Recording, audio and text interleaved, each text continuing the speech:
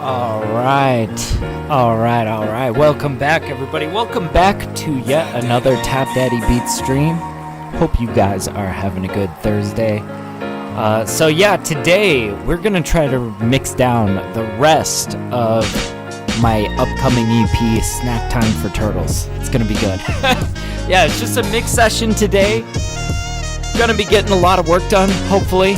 Gonna be mixing down some really sick music for a project that I am super excited for. If you guys are curious, last Thursday we mixed down the title track, Snack Time for Turtles, which I say is probably like the largest mix project on this EP. I think we're gonna be able to slam dunk these other tracks, because man, I feel like these other tracks are also sounding just like really good right now. But before we dive into it, let me show you guys what we are listening to. This is the title track of my new EP, Last to Leave Earth. Definitely go check it out on Spotify. I am TapDaddy on Spotify. And Last to Leave Earth is my new release. And also, I just shipped off another EP. I know, I got so many EPs, man. I got good stuff for you guys. So Sunrise Serenade coming out in 21 days, 7 hours, 57 minutes, and 34 seconds. Let's go. It's gonna be sick. Hell yeah. So if you guys are trying to find all the music, go check me out on Spotify. I should probably drop a little link for you guys that might be curious. I don't know.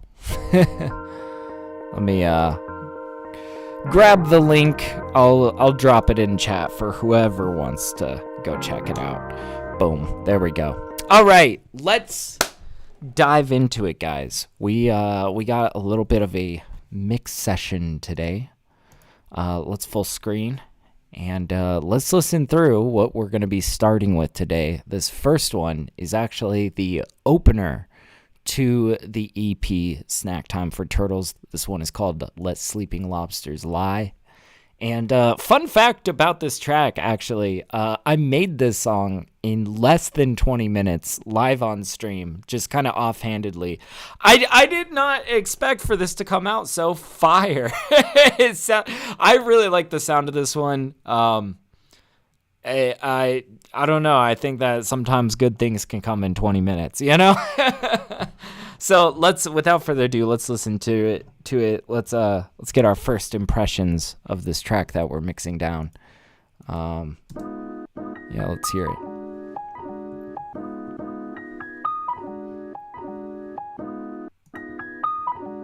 Okay, and I'm already turning up my volume a little bit.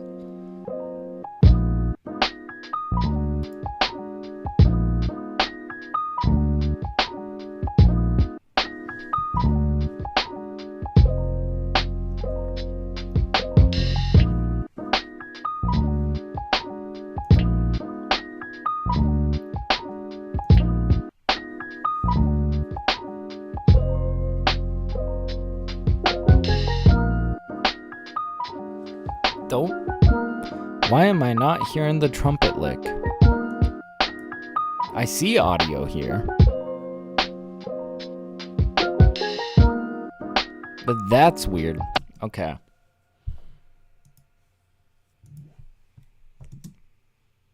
Is it? Oh, I see the disc icon is going on. So if you guys are ever curious, sometimes when stuff's having trouble loading from your hard drive, you're going to see this little this little yellow thing up here pop up, and it says disk. And that basically means that it is trying to load. You see it says disk there. So what we're going to do is we're just going to reload this project real quick. Hopefully, get this loaded in pretty nice. But already, like, I'm digging how the drums and the bass feel. We'll see if we can kind of maximize that like a little bit more. We'll just kind of play with it. But we'll see. Now let's make sure that this is all, there we go.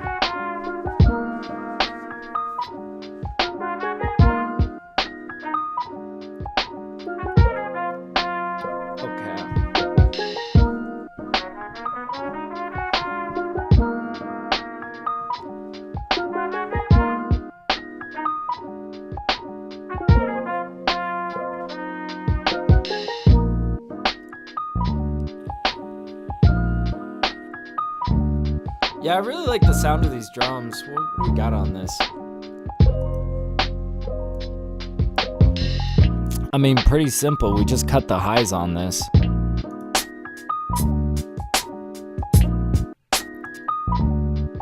Yeah, that sounds really good with those highs cut. I like it.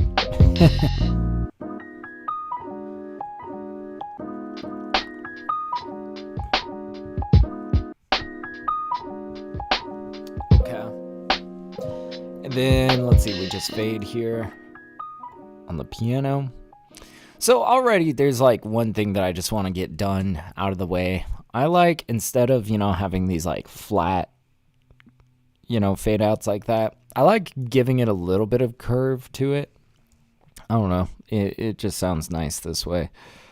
So let's give it a little bit of curve. Let's say -1 dB.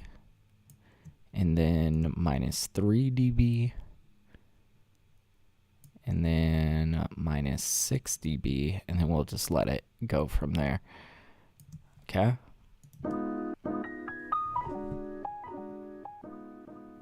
A little bit better. Okay. You see, we're working. Now let's start with the drums. I honestly feel like this is pretty well gain staged. We might boost that kick a smidge. We'll see. Let's bring it back.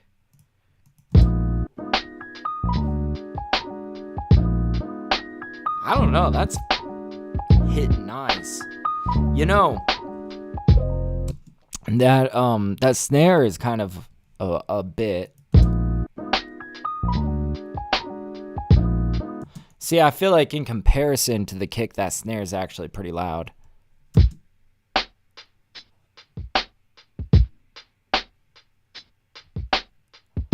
I mean, it's pretty nice though.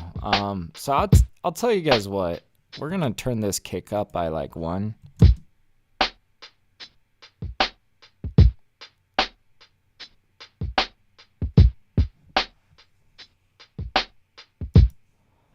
And I do think we might want to do a little bit of processing.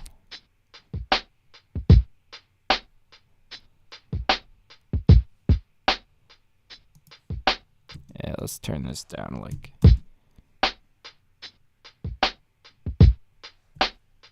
Hear it with the rest of the music.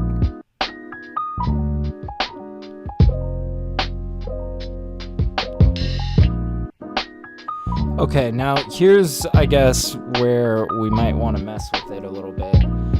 I'm kind of thinking like this sounds pretty good, and in fact we might even just like we could just like compress it a little bit, kind of squeeze the dynamics a little bit, or we could also play around with some saturators on this.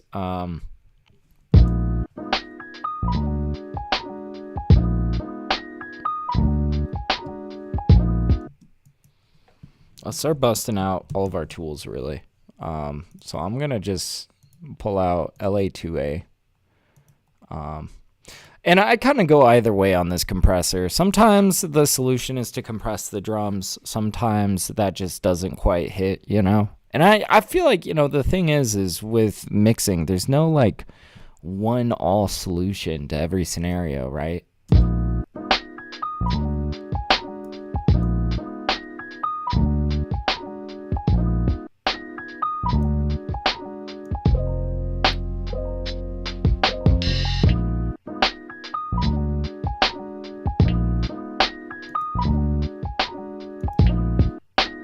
Try to eliminate our loudness bias here.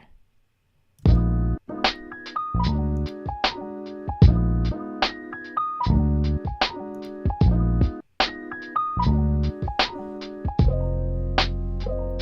feel like those kicks feel a little bit better with a little bit of compression on it.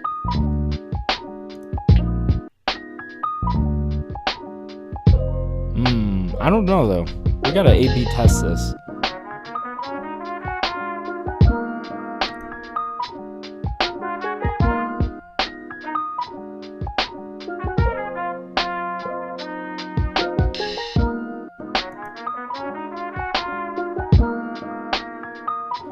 Okay, maybe before we really make up our mind about compression on the drums. Let's bust out some decapitators. Start kind of like playing around with the buses a little bit. Really, we want to test this out every which way. I think as it sounds completely untouched, this sounds pretty good. We might even just let it ride. I would like to get a little bit more oomph from those kicks, though. Just like a little bit more punch to it. But we'll see. We'll see kind of what we got going on here, you know? I feel like really we just want to try it out every which way so we can make the best decision moving forward, right?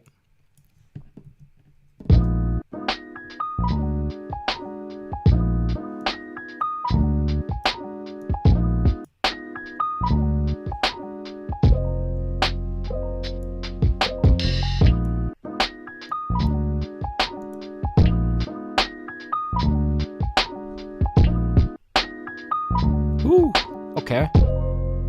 Maybe.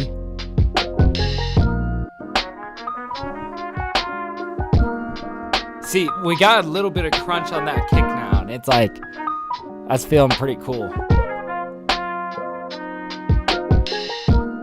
Is it a bit too much, though?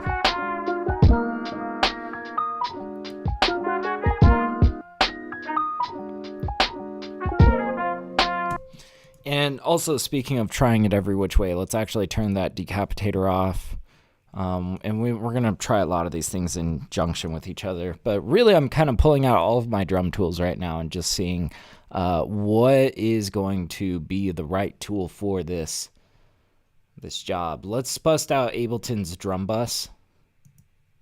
See how that sounds. And you see, I'm kind of doing these things individually. I'm just trying to get a sense of like what each of these tools are going to sound like on these drums. And we might use them in tandem with each other, you know, but we'll kind of play with it first.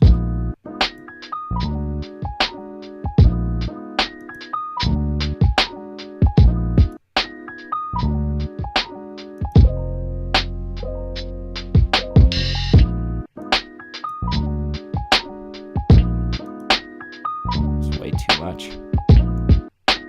See if we can give it some low end.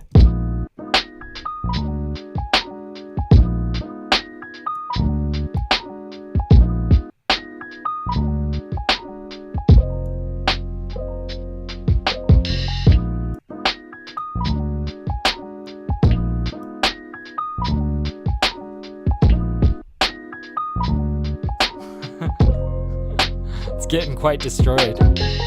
I'm not sure if this drum bus is going to be the vibe, but I do kind of enjoy this decapitator a bit. See how that sounds with the compression. See, I feel like that compressor is actually taking away.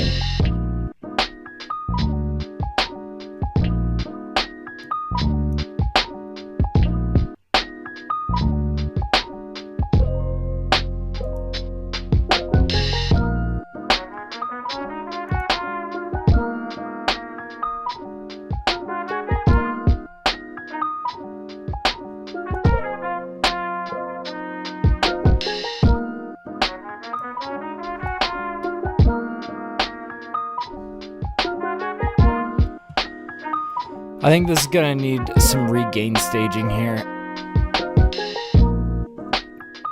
And first of all, let's see, we're at a positive 1.63. Let's give ourselves a little bit of room. Let's give ourselves a little bit of room to mess with things. So, taking all of this, and let's just bring it all down by like 1, 2, 3, 4, 5, 6. Yeah. Okay, cool. All right, so now, yeah, it sounds a little bit quieter. Let's turn our headphones up.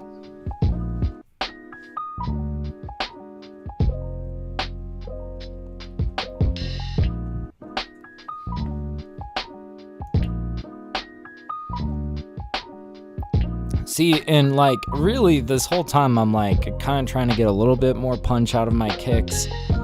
But like I said, before we start like adding 1,000 different things on here, we should just try this a couple different ways. So I kind of want to experiment with a little bit of a change to the EQ. I like this EQ though, so I'm actually going to do this separately. Let's just do this over here. Okay. I want to try just giving it a little bit more low end.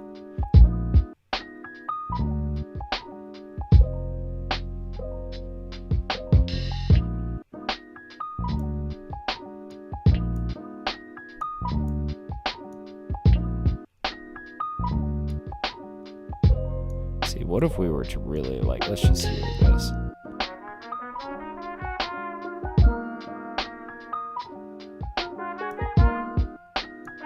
Jesus, that's quite an extreme EQ though. I'm really just trying to get a sense of what this does.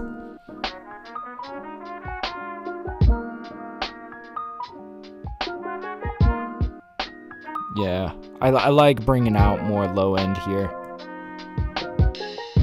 We can keep that boosted by like 2 dB.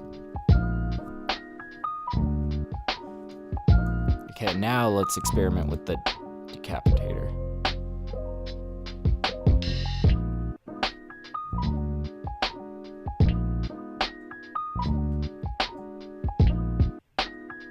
Yeah, that's feeling good, man. Okay, wow, we are in business today. There's also one other thing I want to experiment with here. I want to do a little bit more extra saturation. And there's a really great saturator plugin that I've been using specifically for drum saturation. Because I'll tell you guys, I guess my beef with Ableton's saturator, just the stock saturator, I feel like whenever I throw that saturator on my drums, it punches, it crunches, but it really brings my kick more into the mid-range.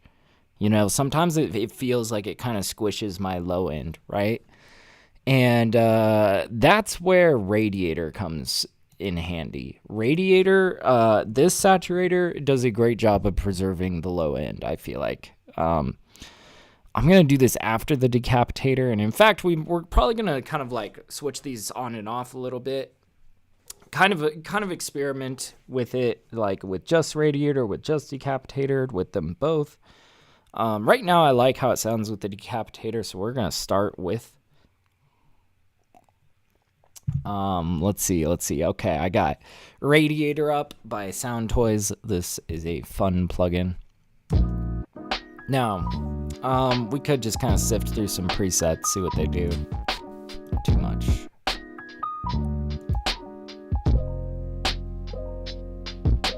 You can see we're getting closer, but it's a bit too much.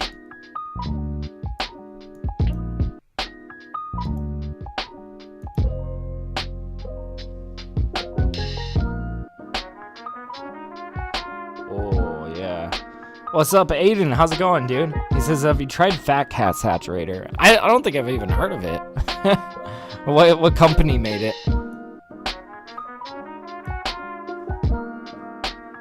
Ooh. Let's get that noise off, though.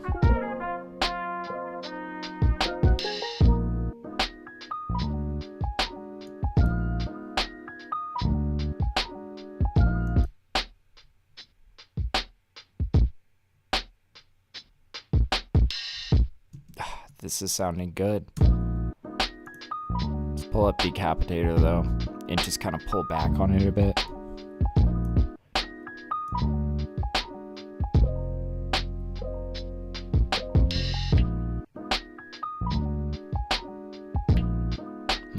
I don't know. Sounds good though.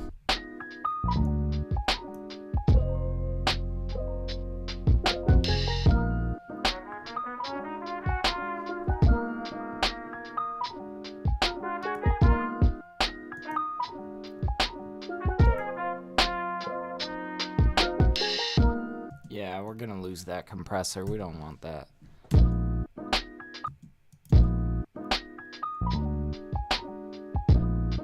So this is without decapitator.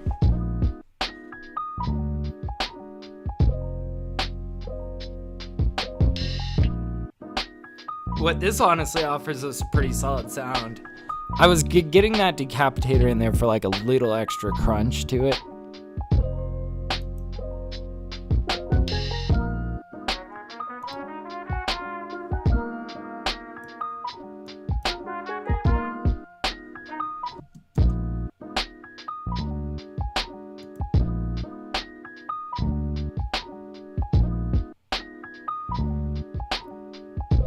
Yeah, I'm thinking just radiator, actually. Okay, let's, I think we've kind of got our drums figured out here. We might play around with the gain staging a little bit more. I feel like there's always 1,000 different opportunities to readdress your gain staging. You guys are going to see me do that a lot. But now that we've got something that sounds pretty good, let's nudge it up, let's nudge it down.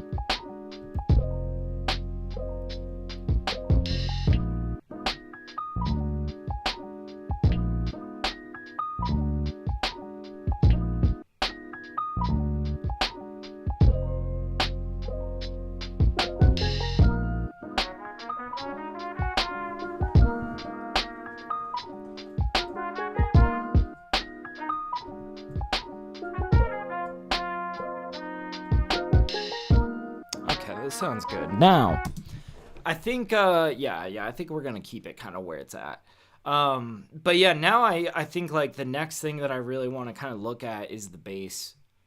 I want to make sure this already feels pretty nice, and it's kind of similar situation to how I was feeling about the drums, which was they were sounding great, and I just wanted to push them a little bit further just to see if there was anything better that we could be doing. And that's, I think, kind of what I want to do with this bass.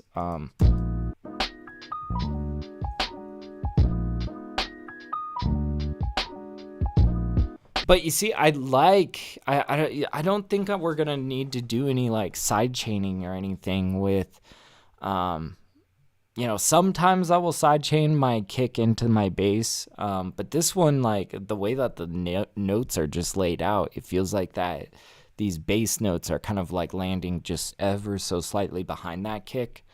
And I don't know, I think it feels pretty good. See, like that, and it's like feels good. But yeah, I see Aiden says the folder of the plugins made by the company that made the Fat Cat is named Vox Samples. That's interesting. I can't say I've ever heard of them. All right, well, first of all, let's get LA2A out. Yeah. Sometimes just like some compression on this bass feels right.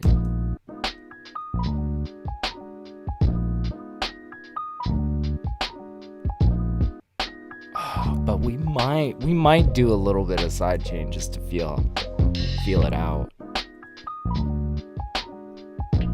There's just like some subtle moments like that. Although, I don't know. You see, like I was saying, the positioning of these notes are great, honestly. Like, if we really zoom in here, here's what feels so great about it. You see how this is, like, just a little bit behind that downbeat? What's nice about that is we feel the full impact of that kick. We feel that kick hit in our chest. And then it almost is like the bass line is resulting from that kick rather than, all these things happening at the same time. It's like, no, we get to really feel that kick land first, and then that bass note rings out almost as a result, right?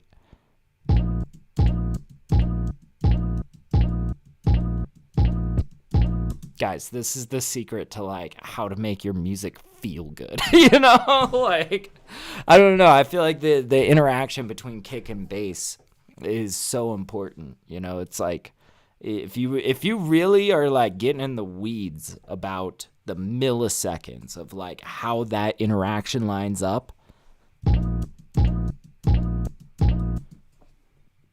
like your music just feels good, man. Your music just feels good. It's awesome. Really, we just want to avoid that kick from like swallowing, or that bass from like swallowing the kick,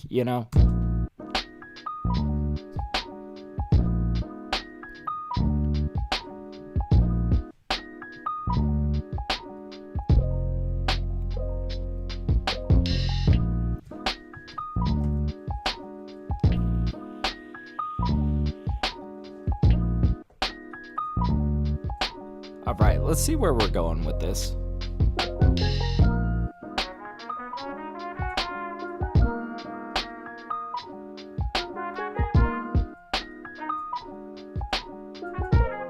We're gonna probably start kind of like shifting around the positioning of things here pretty soon. Hey, we got P Beaster. How you doing, man? Good to see you. Good to see you, dude. Hell yeah.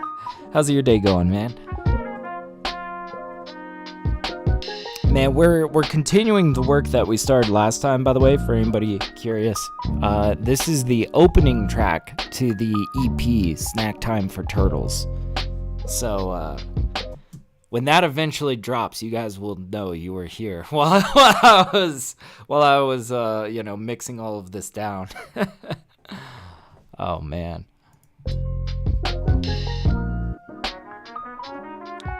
God, this is coming together good though. I'm trying to decide whether I want to address the piano chops next or just kind of start spacing things out. I think we're gonna start with spacing. But yeah, PB Star says, likewise, going well so far. I love to hear that, man. Let's move this trumpet to the right a bit.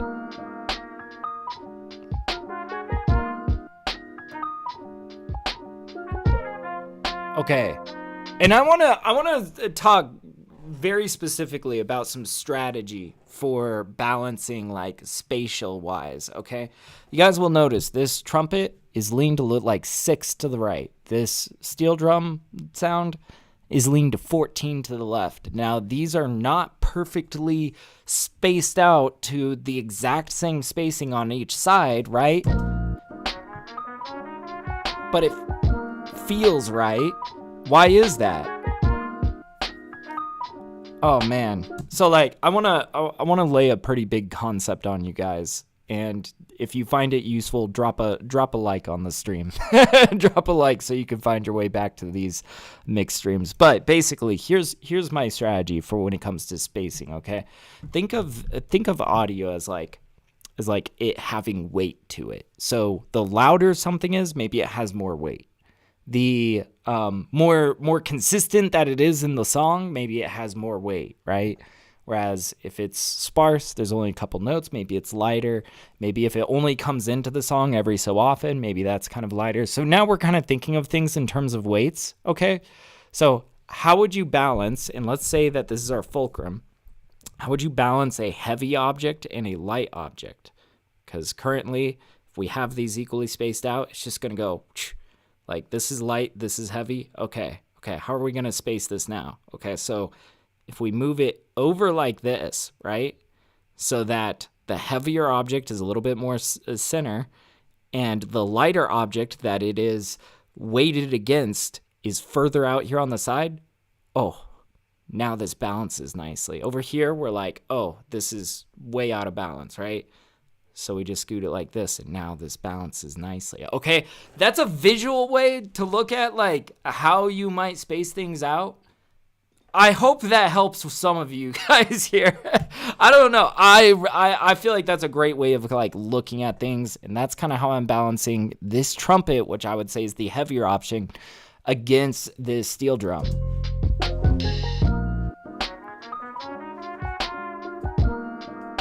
Whew, yeah. It feels good, yeah. Aiden says because it's not fighting with the piano. Yeah, now we got a little bit of spatialness to it, you know? It's good stuff. Oh, man. But yeah, PB Star, how's my day going? It's going good. It's, so far, I would say, a pretty productive day. I got quite a day ahead of me, though. I'm going to try to mix down 2 tracks on stream, possibly 3 if I can get to all 3 of them. And then I've also got a mix session for a client later tonight, something that I'm like really excited about. I've been working on an EP with my homie Interpret. Yeah, so I've got like both the stuff for my discography going on today, and I also got stuff for clients and whatnot. So it's like a pretty well-rounded day of like mix work for me, you know?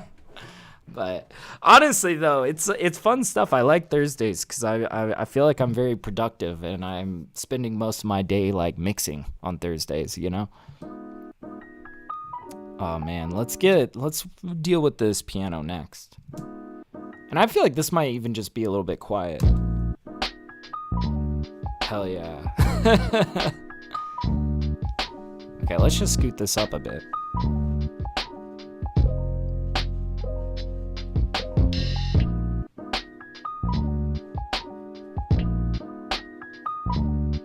Maybe down. We'll see. What's your record for songs done on one stream? So far, I think just 3. I think I've done 3 songs on stream before. Production-wise, anyways. Mix-wise, I think also 3. Wasn't there a day the other day that I did 3 of them? I haven't been paying attention too much, man.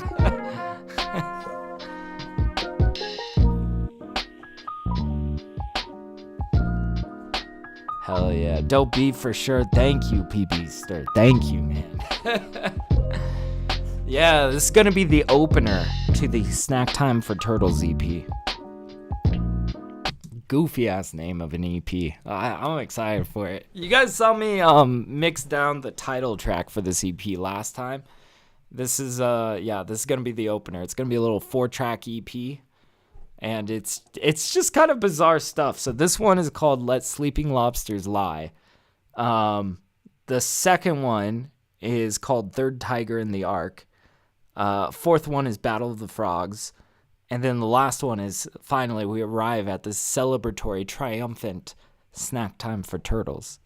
And I don't know, man. I've basically, like, I've had all these really, like, weird names that either I've come up with or people have suggested to me. Because, you know, I'm like, this is song 915, okay? So, like, I name a lot of stuff. So, naturally, I outsource to a lot of different people, like... my wife and all of her friends are constantly pitching names to me, which is great. I can always use the name recommendations, you know?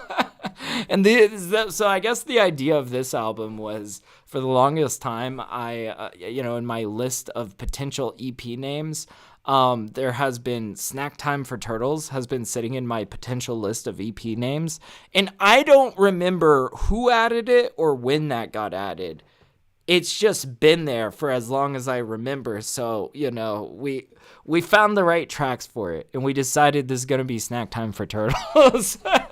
It's great. I love it. Honestly, this is great because I feel like it's kind of my excuse to, like, drop some of my more eccentric beats, you know?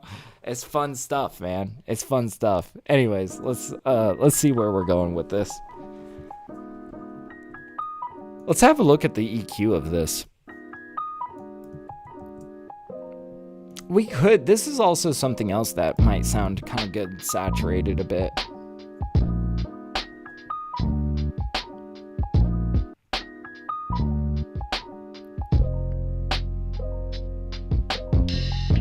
Okay, so I'm already seeing, like, could we make this feel more thin?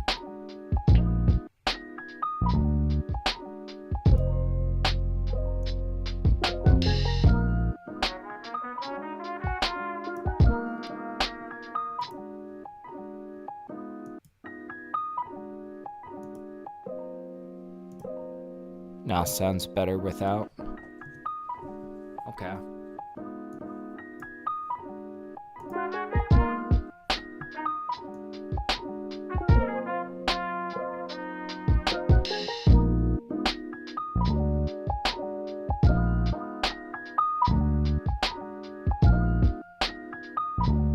We might just, like, raise a little bit of warmth there.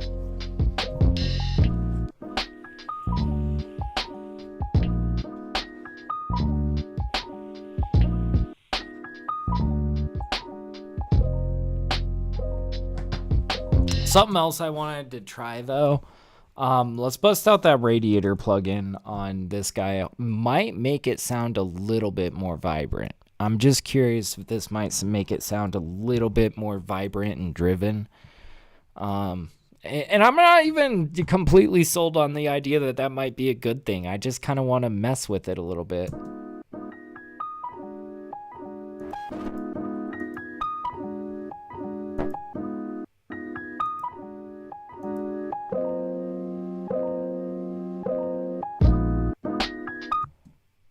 Okay, so it's like way too much right now. See, and it kind of gets those, you know, those saturation clips. Which could be a vibe if that's like what you're going for, but I'm not sure if it's what we are going for.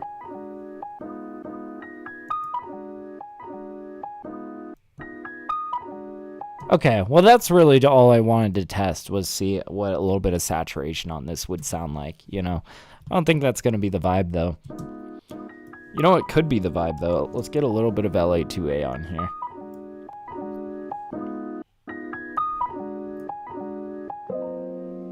Okay.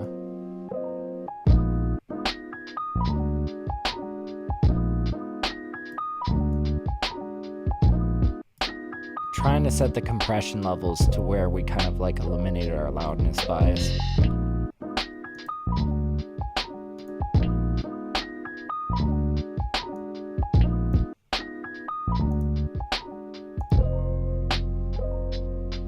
Oh, it's slight.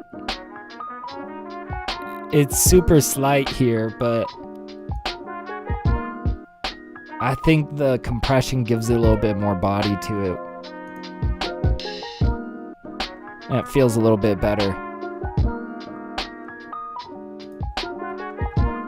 We might even bring the steel drum in a little bit closer. So I'm kind of thinking like maybe -10. And we could slide this a little bit inwards as well. But yeah, still been having problems with us lately. What you mean by that?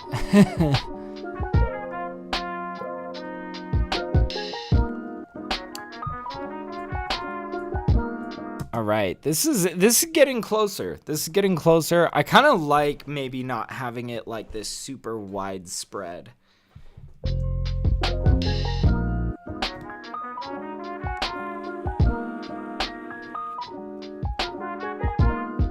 Something to notice though is that there is a bit of a like leaning to the right with these pianos, right?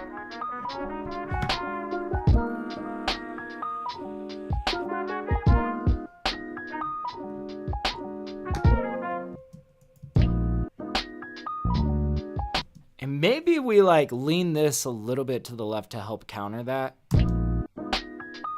Oh, Universal Audio, UA, gotcha.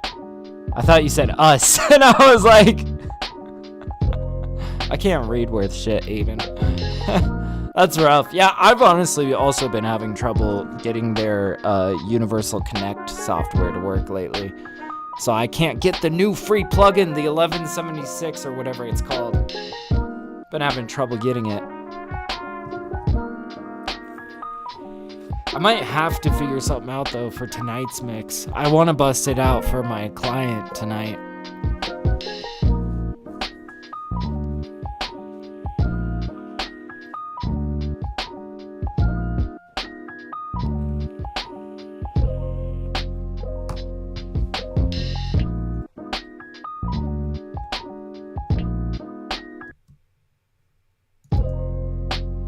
Okay, so let's think about what's going on here. So we've got this guy like pretty far off to the left, but not as far as this.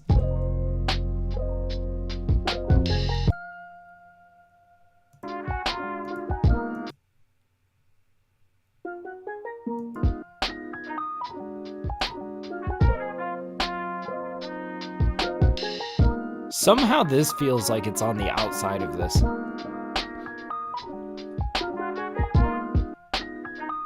I think that's pretty good though.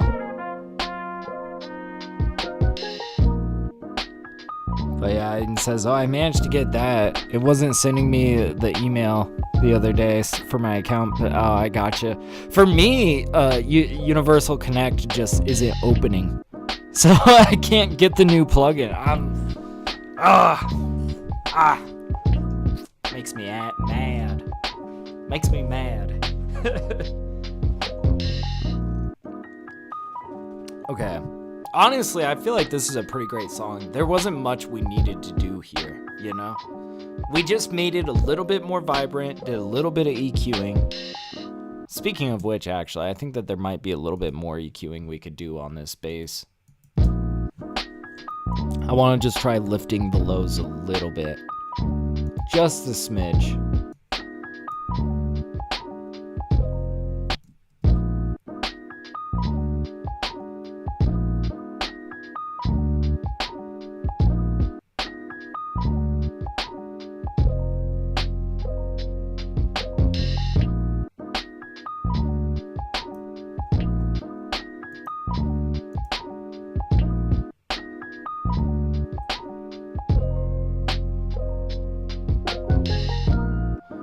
But I don't really want that bass to be like louder than that kick.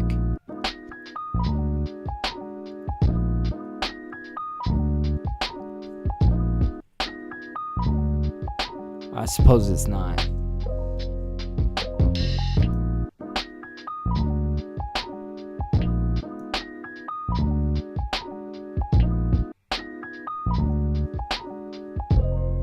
Ooh, yeah.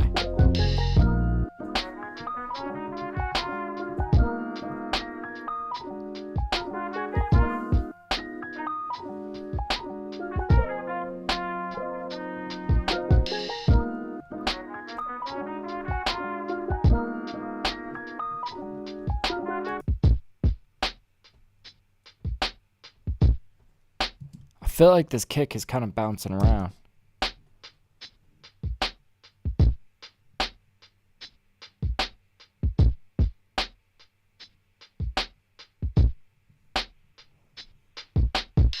In fact, I want to try something real quick. I want to just throw these drums in mono, see if there's any width to them at all. Sometimes it's okay to have some width. Sometimes what we're really craving is mono, though.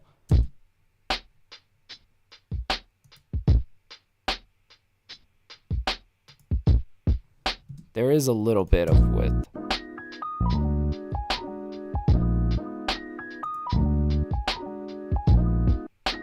Maybe.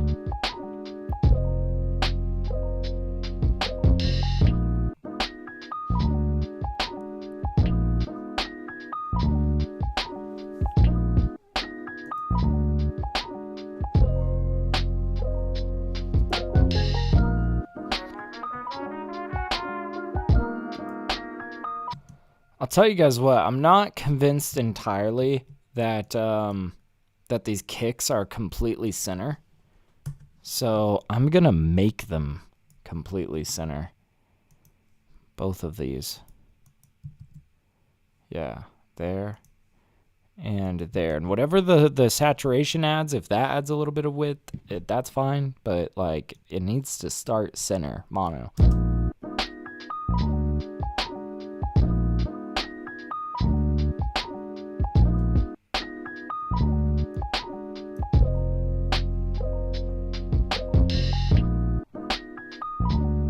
Oh yeah. Dude, we're hitting something good here. Hell yeah.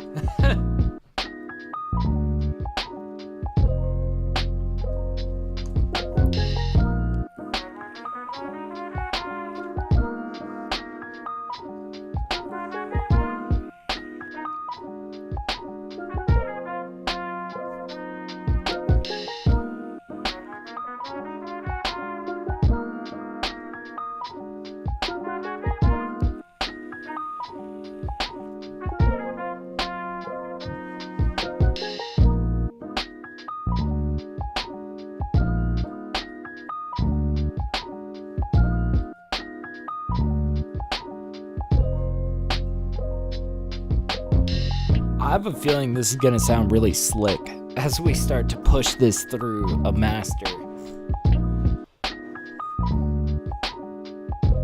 In fact, I feel like this is a pretty damn good mix. I think I'm ready to start mastering this.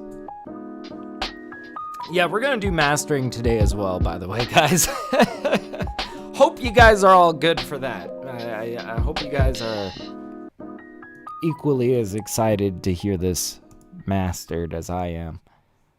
Let's see where our max peak value is. minus 2.52. Oh, that's good, because we got a little bit of room to grow, and that's usually kind of like where I like to be when I'm about to bust out the Shadow Hill compressor, because I do like to kind of like bring it up using the Shadow Hill. Just a little bit. Let's throw this on here. All right, we're getting places. We're getting places.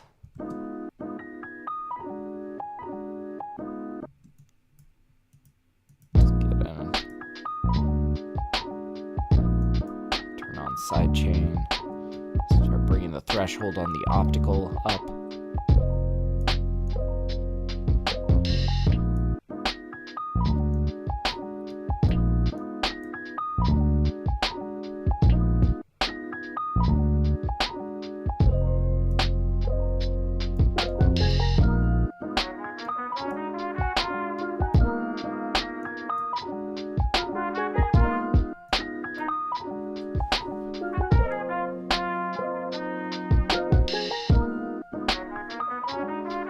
Let's also start getting our loudness analyzer out, our loudness meter. But yeah, your weekend signed CD just arrived. Hell yeah, man.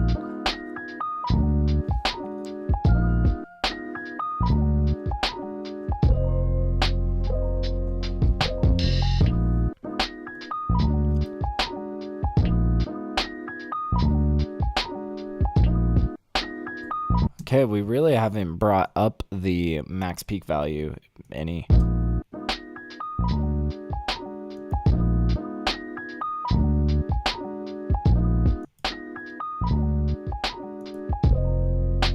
But yeah, you can tell, just like A/B testing it, that compression is sounding great on this.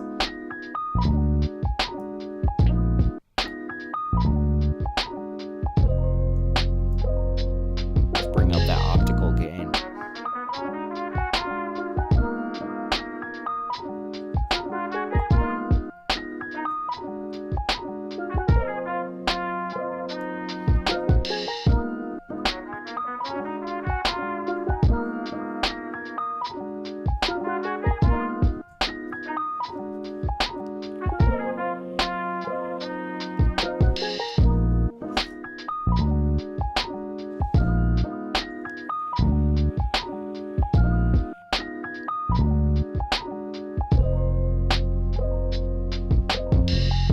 Okay, really I'm just like waiting to see what our final max peak is going to be.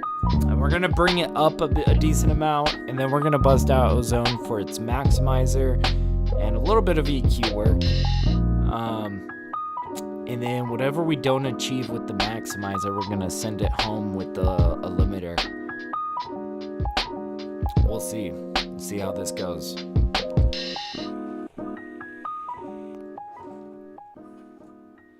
Yeah, minus 3.16. Wow.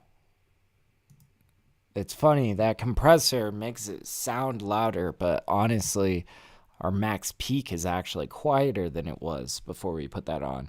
But it kind of goes to show, like, you know, compression, it's fattening the sound waves, but it's not increasing your peak, not always. God,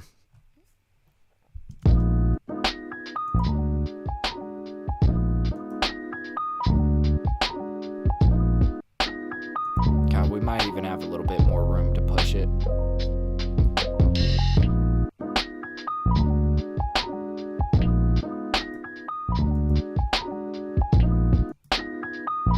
Yeah, this is sounding pretty snazzy.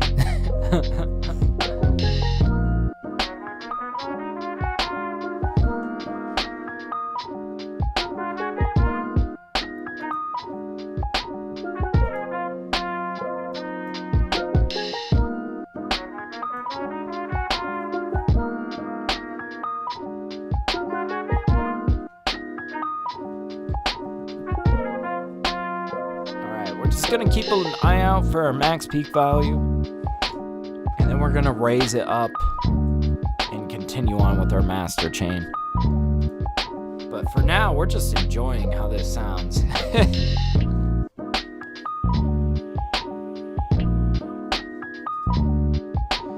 God, I love working on music all day, honestly. This honestly is the reward for, like, I don't know, deciding to work in music full time. Like, I get to just work on fun stuff every day. It's awesome. All right. Yeah, I'm liking the sound of this, and this is minus 3.52. Let's bring it up by 3. Just gonna slap a utility after this, bring it up by 3. Don't need to get it exactly to the ceiling. Yeah.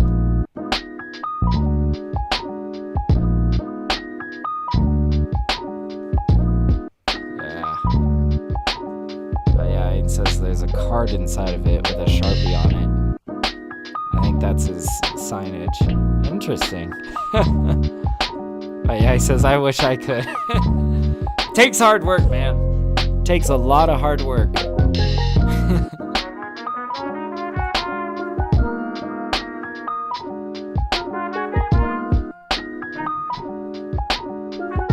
But damn, this is bumping.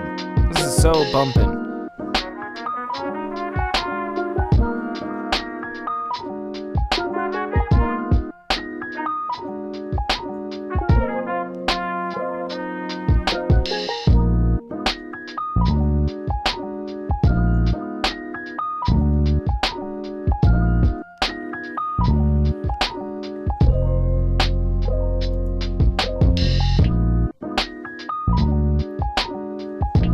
Wow, we're only at minus 14 left. We still got quite a ways to go.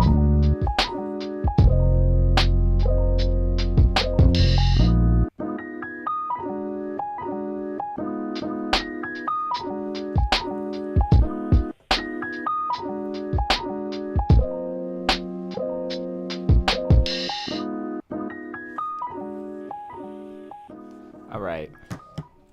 Here's what we're going to do now. We're going to commit a sin, and we're going to pull out ozone elements. But there's some good stuff in here. There's a good reason why I still pull this out. I will let it analyze, and we'll kind of decide whether or not, like, whatever EQ it generates even makes sense, you know? But if it sounds good, we might run with it. But really why I'm busting this out is for this maximizer. This is what's going to be doing the work for us. So let's dive over here. Let's see, where are we going to want to drop us in at? Yeah, probably like right around here. So let's pull up the master assistant, let it do its thing. But then we're going to totally change everything.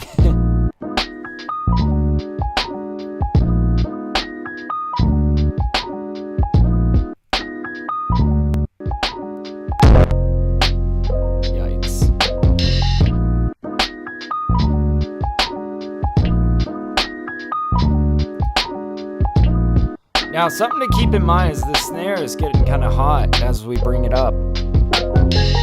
What did it do here?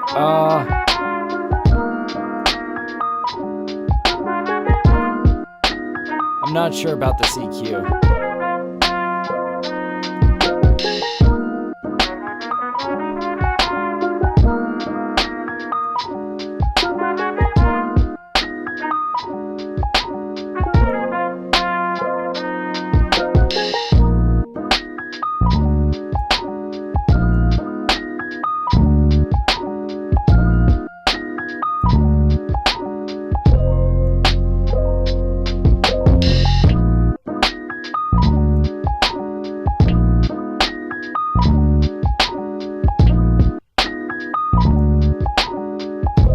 Yeah, let's just turn off that EQ. I'm not quite vibing with too much adjustment in that way.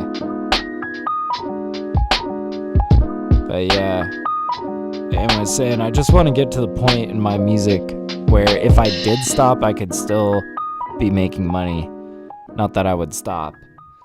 Man, it's difficult. It's difficult. There is such thing as passive income from music, but I think in order to get there, you have to really, really, really invest a lot of time and a lot of money and a lot of your life towards making that music, Honestly, I feel like I'm at like 44,000 monthly listeners. I feel like I still am just now getting started, Not even scratching the surface of where I would like to be. I can't believe I've gotten this far, but this is still, in my opinion, the beginnings of the master plan. We're getting there, man. This month has been crazy for me. Basically, ever since Serendipity dropped, that has brought in a lot of people to my Spotify. And I feel like all of my releases since then have been doing incredibly well. We'll see, though, man. It takes time. It takes commitment. It takes your energy. It takes your money. It takes a lot to really, get things in motion. But I don't know. There's something very rewarding about being able to put out music and have it be heard by people. That's honestly the best part. But yeah, you want to be like Mustard bigger now. Oh man. No, I'm not sure really. Honestly, all I care about is being able to live comfortably. That would be nice. Being able to afford things would be awesome. That'd be cool. But I don't know. I feel like I don't need to be massive, really. I just need enough to live off of, and I'd be happy.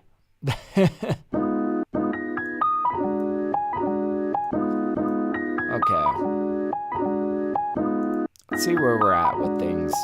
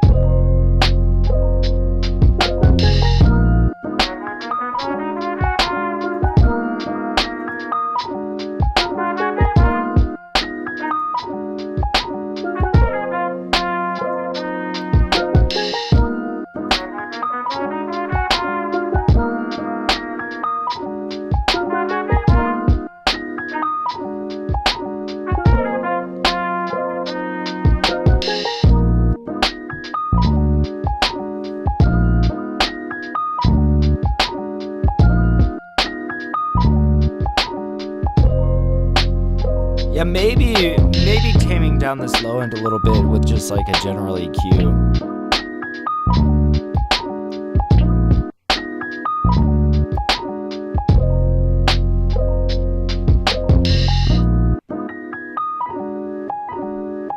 We'll see where we go with that.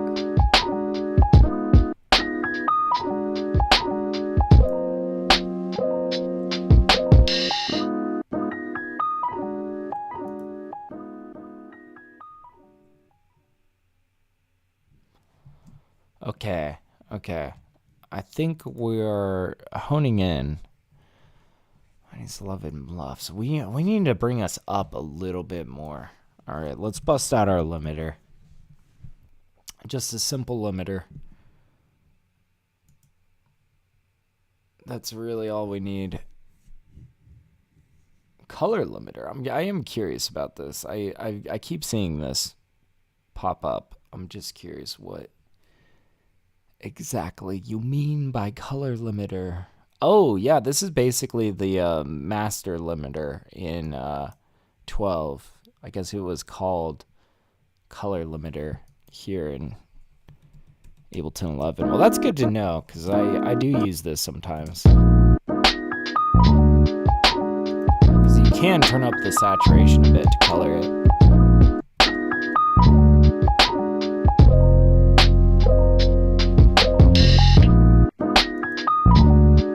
Now the thing is, we want to get this up, but we don't want to get it like...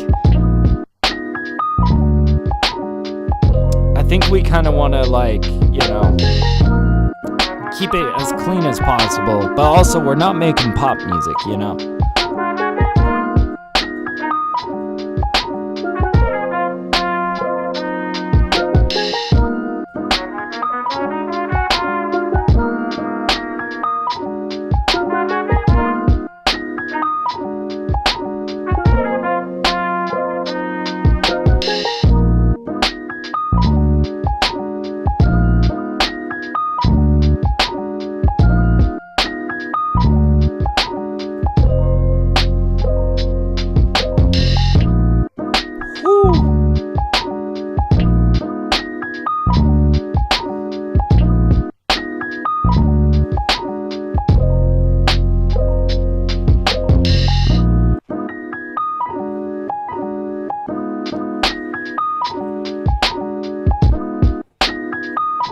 right, let's bring this back to the beginning and let's see where we're really at. This is sounding pretty slick, though.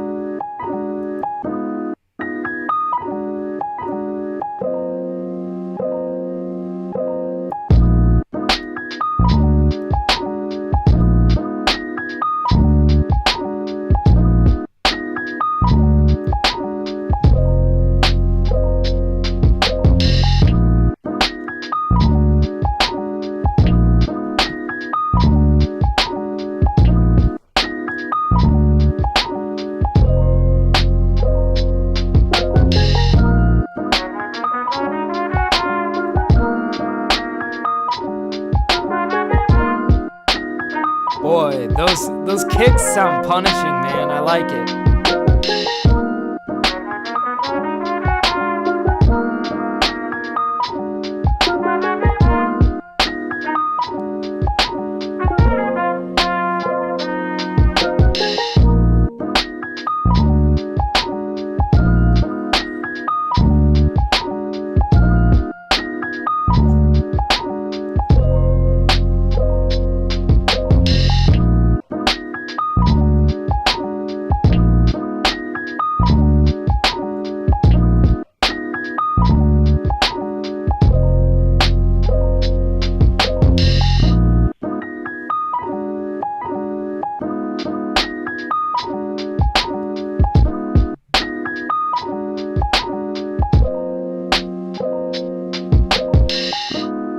I'll tell you guys what, though, that snare is sounding a little bit harsh. We might just bring it down like a little bit.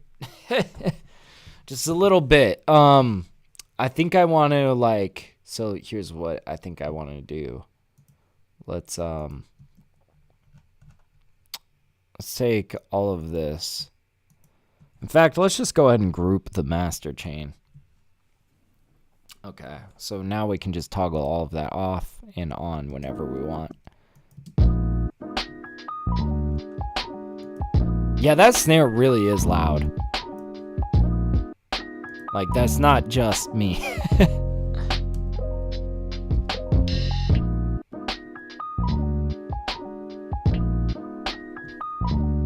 Let's pull up an EQ on that snare specifically.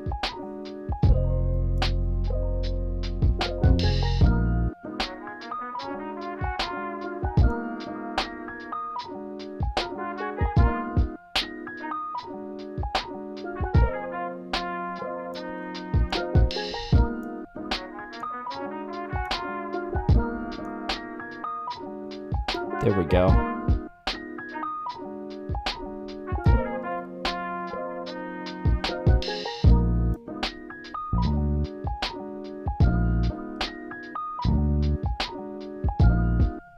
Now.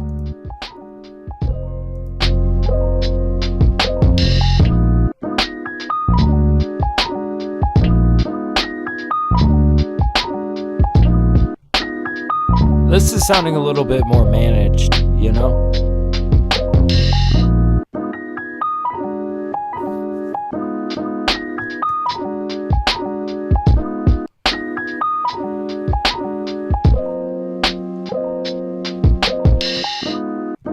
All right, let's run it back.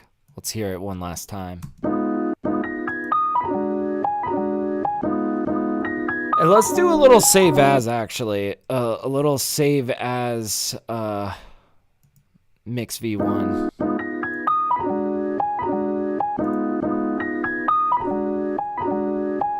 All right. Yeah, song 915. Mix V1. Okay. God damn, we are doing some good stuff here. What's a color limiter? It's basically a limiter with a saturation knob on it. So, and I gave it a little bit of saturation. It gives it a little bit of drive in the, you know, in the midst of its limiting. Kind of helps colorize it a bit.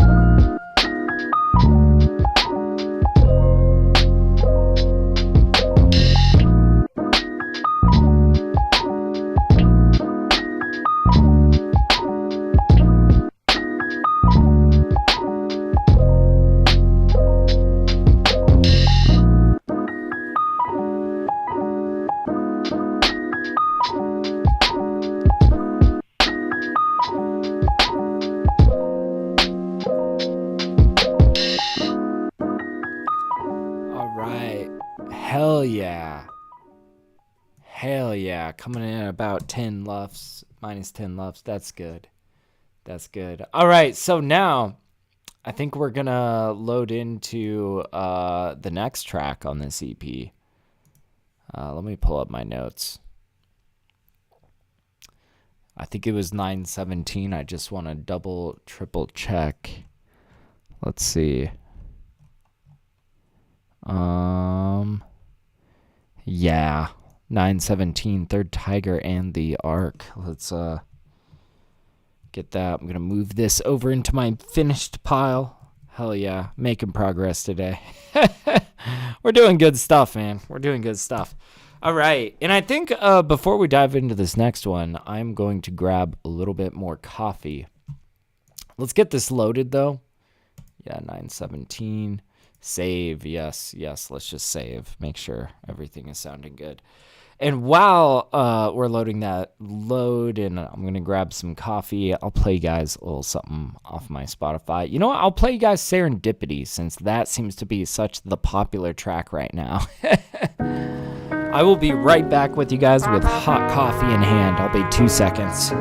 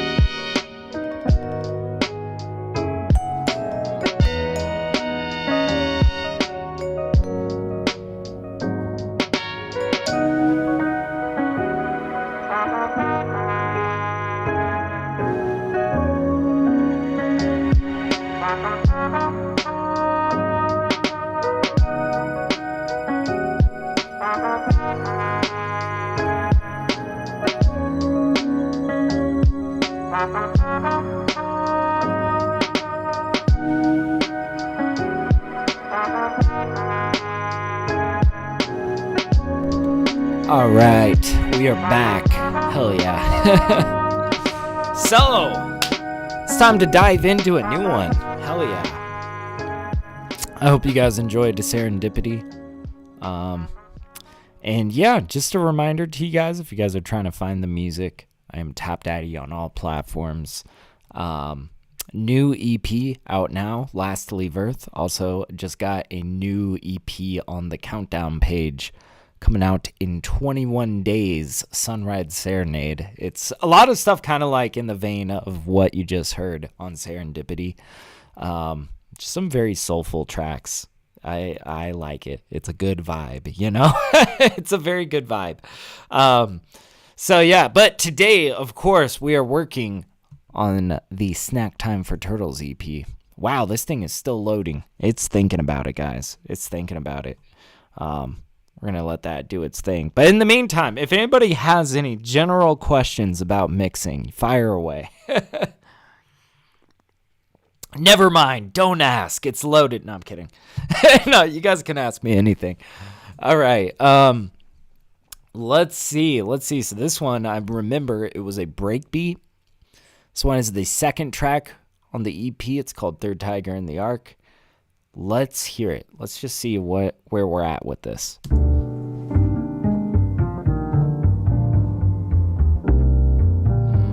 This bass line might need a little bit of shifting around.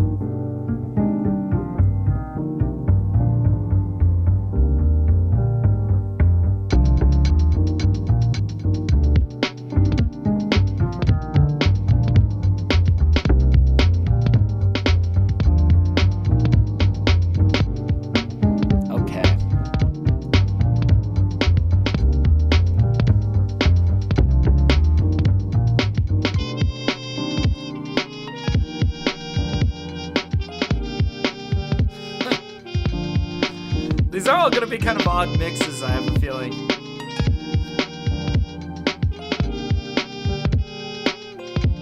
I kind of like this super compressed feel on the drums. I'm not gonna lie. What do I have on here? Oh boy, I got a lot on here.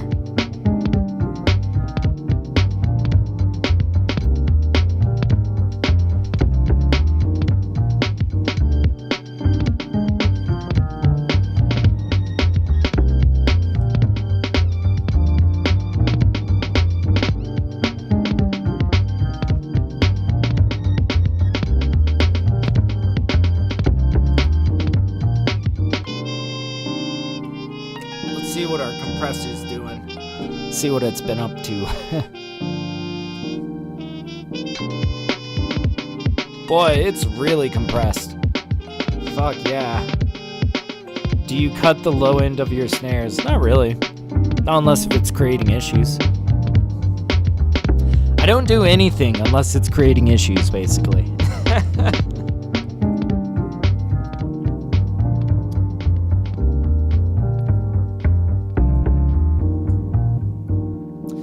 Yeah, and I'd say be careful cutting the lows out of your snare or you're going to lose all your punch, you know? All that low-end information on the snare can be kind of important sometimes.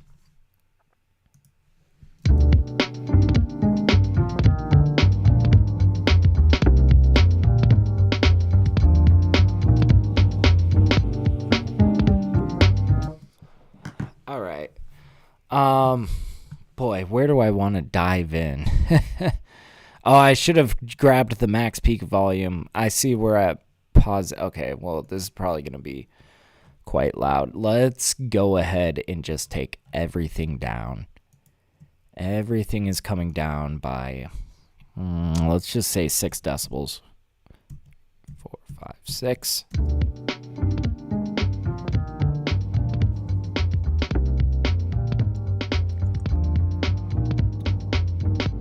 But yeah, Aiden says, I do stuff to avoid the issues. Don't we all? That is really the name of the game when it comes to mixing. Do stuff to avoid issues.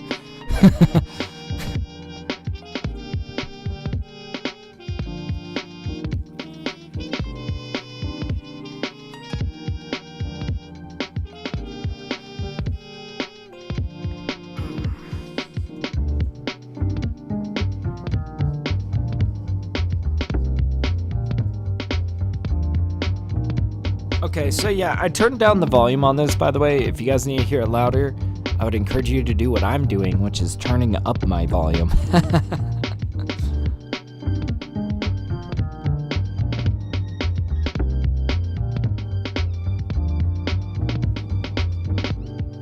God, this bass line is kind of crazy. So I see I was experimenting with a little bit of sidechain action here.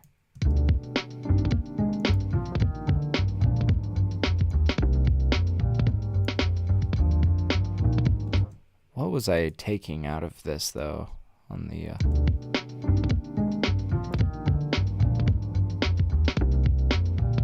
See, it's like too busy for all of that sidechain action. I feel like that's just not going to work out, you know? So I kind of see why I was taking this off. It looks like I did take quite a swing at mixing this, but as you guys can hear, there's definitely some work to be done, I feel like.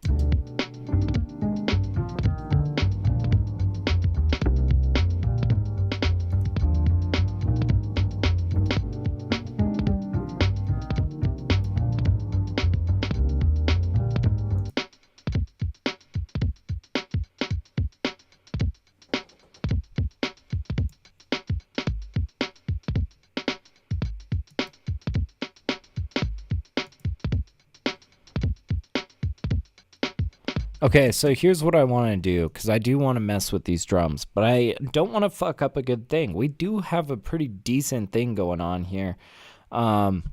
Let's duplicate this. We're going to mute this top track, and that's just going to be saved. So this way we can actually get our hands dirty here and then actually have something to kind of A/B test it against, you know?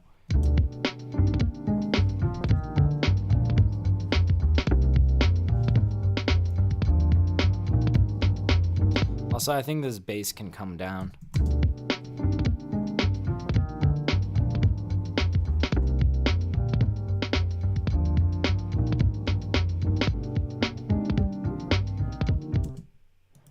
Let's dive in with our EQ. Let's see what's going on. We have an EQ over here. I just want to see, like, before everything. Okay, that's kind of what I was expecting. Lots going on down here. I kind of want to take that snare.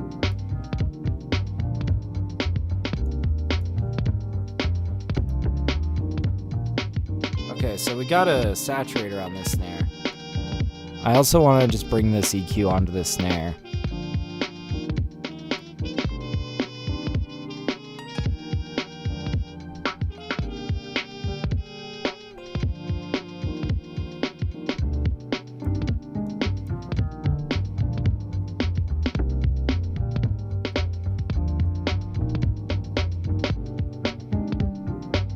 Ooh. You got the 1176, dude, congrats. I need to grab it.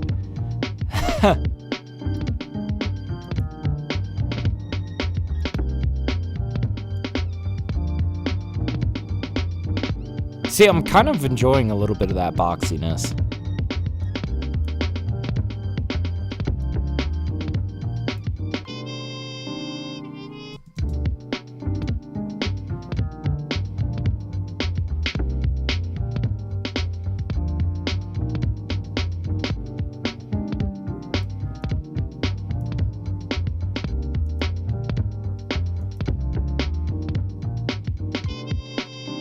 Subtle, but I like that. Okay.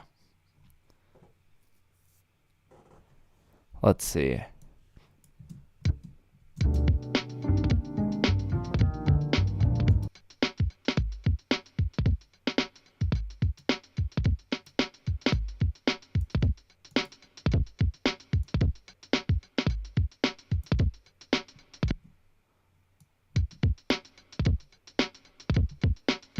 God, I'm starting to realize just how much goddamn reverb there is on this.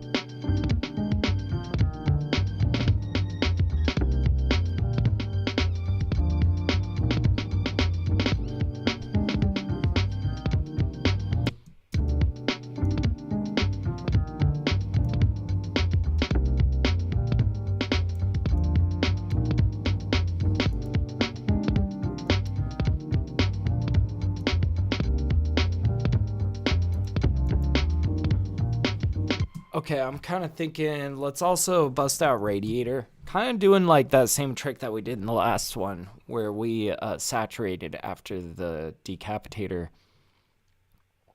before we compress.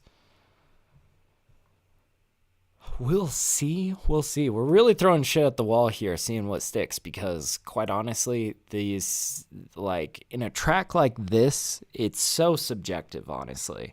Like, the muddiest drums might be kind of honestly what you're going for. It really is situational, right? So, I don't know. I really want these to be snappy and punchy. And I want that reverb to really get picked up in the compression. But sometimes when you overly compress like that, you make your drums sound small.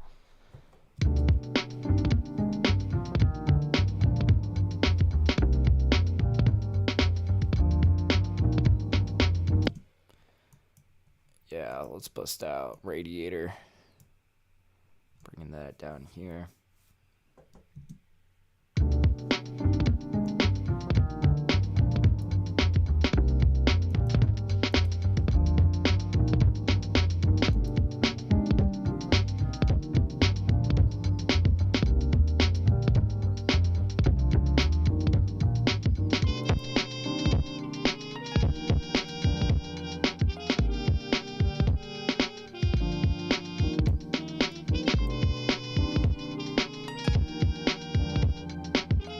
Ooh, I'm starting to really enjoy this. It's kind of fucked, though.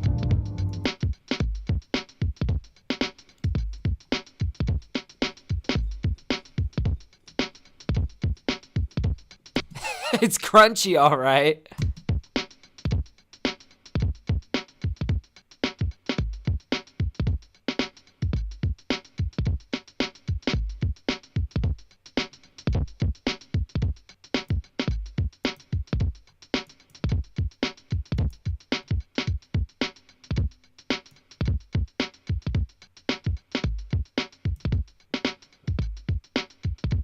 Yeah, Aiden's like, you've been lecturing me about that lately.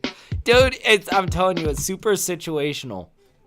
It's super situational. What I like about the compression is that it's lifting this tail right behind it, right? Every kick. So that's without, right? This feels so much better, right? But sometimes when you overly compress like that, it puts a ceiling on how loud your kicks can sound and how much your snare can snap, you know? So you got to be very careful with it, you know? But like I've been saying, it's all contextual. It's all kind of depends on the track. And you just got to be, you know, I think honestly, really the takeaway here is like to really, really guide yourself with your ears, you know? Make sure that you are, in fact, hitting the results that you're aiming for.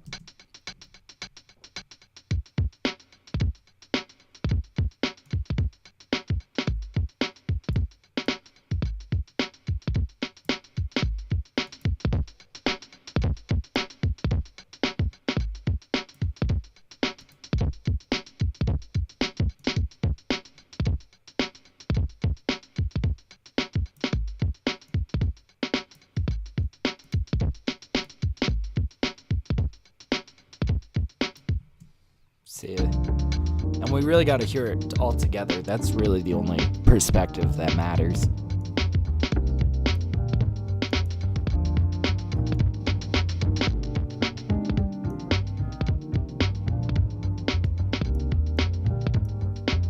Oh, it's hung.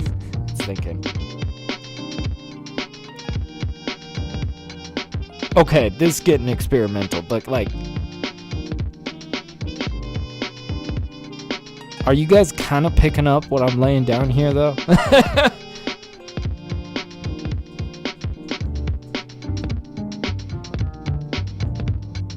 So, no, it's a little bit too much, but, like...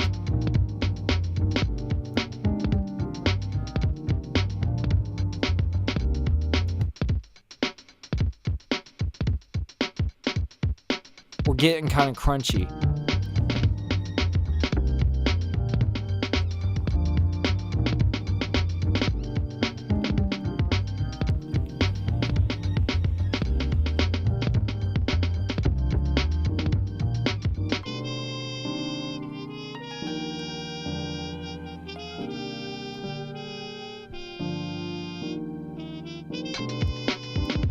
What if we were to get rid of this drum bus? No. No, that's actually doing a lot more work than I had imagined.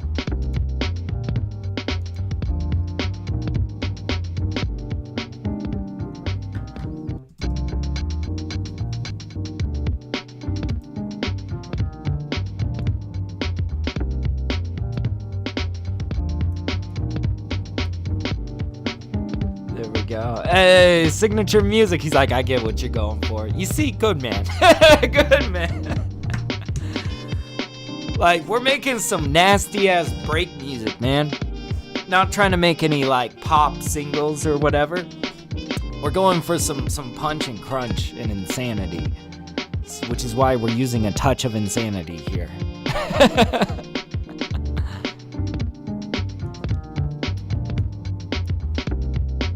I don't know, the more I'm hearing it, the more I'm actually enjoying this crunch. There's without.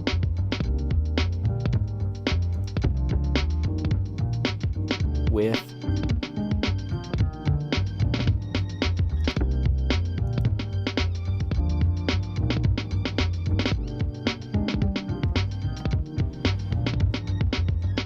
Okay, but you know, I want to bring out an EQ here, and we might kind of do what we did in the last one, which is like we find the peak of the kicks, and we just kind of like poke them up there a little bit, maybe before all this stuff.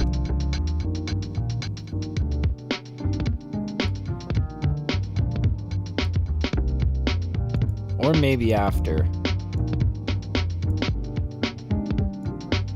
Oops. I'm using the wrong thing here.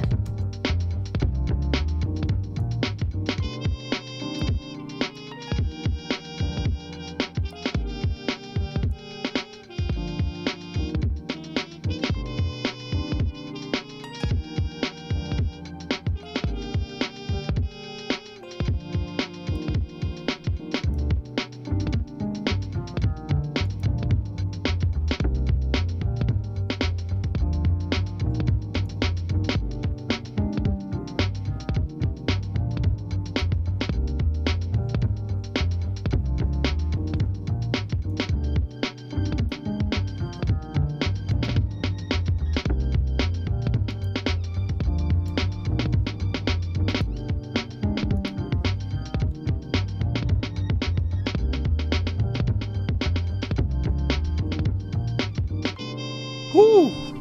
Okay.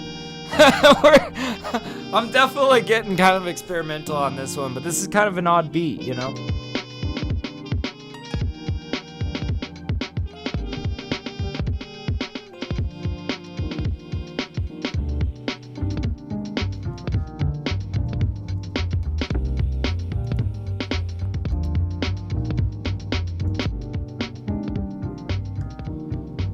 Okay. I think we need to like mess with this bass line a little bit.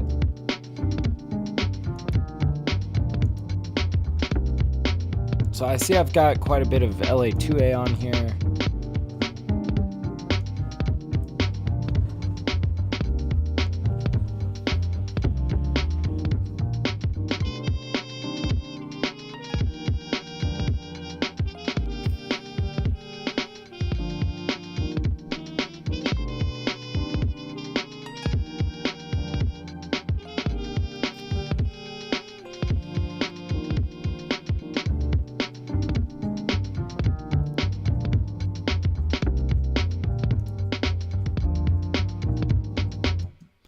Okay, so, and we might even need to do a little bit of cleanup here.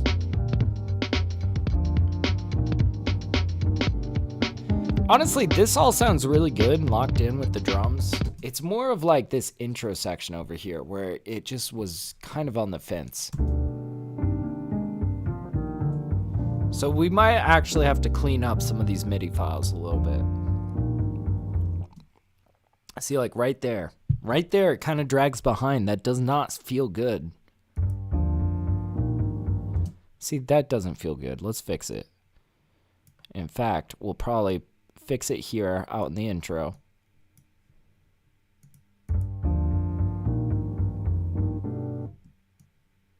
No need for that to...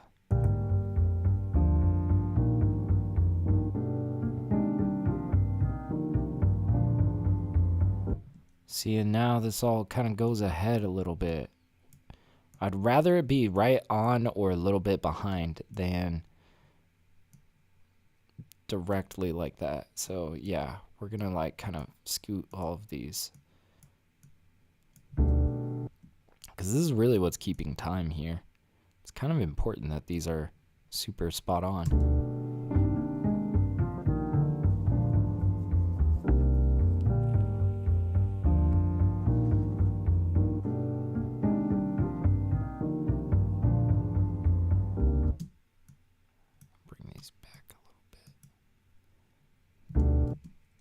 Also, this note felt a little odd. Get that guy right on there.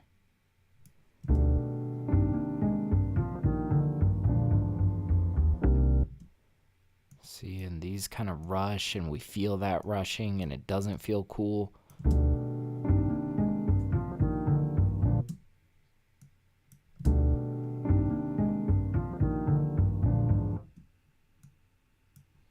I think these honestly are gonna feel better right on.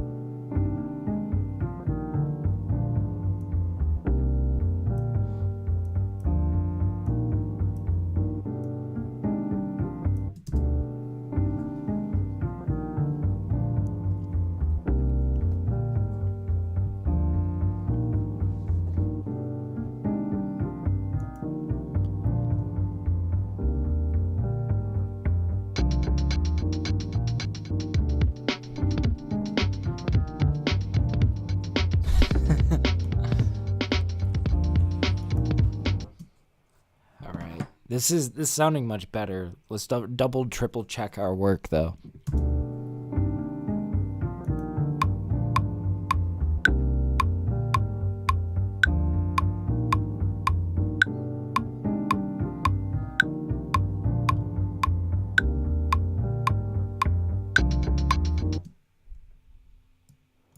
This was getting a little bit out of hand over here.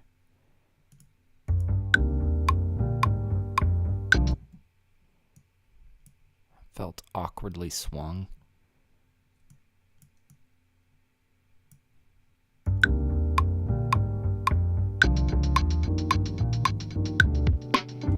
Okay.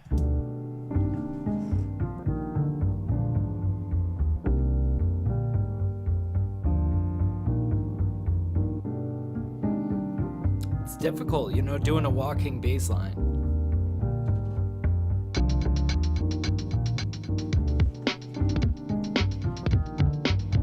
Okay, now we're going to bring this over here, see how this feels right here. Before we go pasting it down the track, replacing all of these, let's make sure that these actually sound good with the drums on it, right?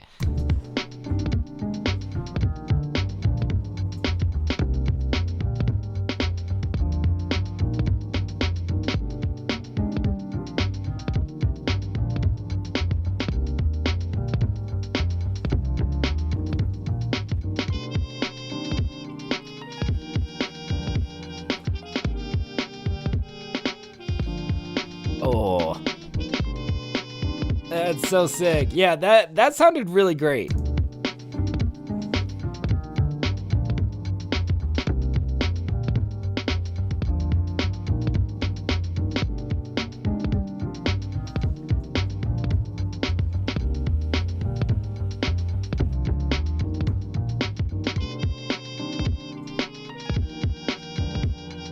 Okay. That's sounding awesome. Now I feel like we need to kind of like zoom out a little bit. Think a little bit more broadly of this mix. And really, I mean, like, let's start with our foundations, right? Start with gain staging and just spacing things, you know? Honestly, I feel like I feel like the number one mistake that I see people make when they're trying to learn how to mix is they go straight for the EQs. They go straight for the compressors. They go straight for all this stuff without ever properly gain staging their track, you know? And I think that the the result of that is that you end up with these really mangled EQs because you're like, my bass doesn't have enough low end. And it's like, you just didn't have enough bass to begin with, you know? Like, I don't know. I think that you could save yourself a lot of heartache, a lot of a big headache, you know, from if you're just really good about, you know, starting simple and then expanding outwards, right? I don't know. Food for thought, guys. But let's start there. You know, I always like to, when I am gain staging, I listen at a low listening volume. And this is just general gain staging advice. I feel like differences in decibel volumes are much easier to pick up on when you're listening at a low listening level. Now, let's think about why, though. I mean, think about what it sounds like when you listen to your music loudly. Everything sounds loud, right? So it's really easy to convince yourself that everything sounds balanced. The opposite of that is true when you're listening at a very low listening level. You know, even a decibel of difference sounds much louder, right? So I'm turning down my volume to listen to this.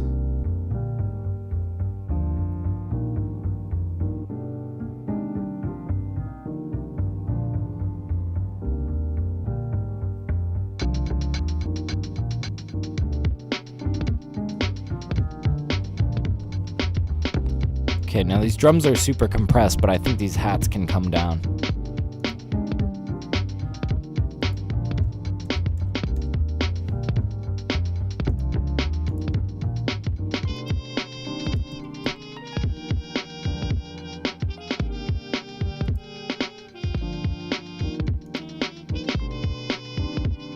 Did I have an open hat in this?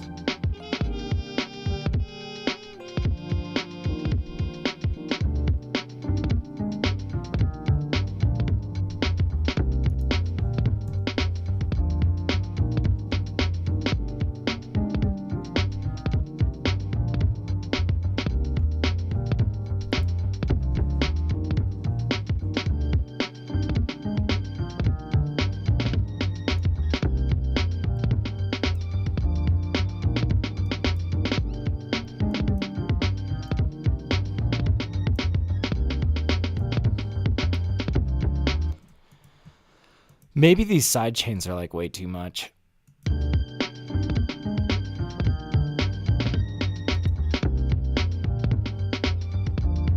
It's just like too busy in the signal.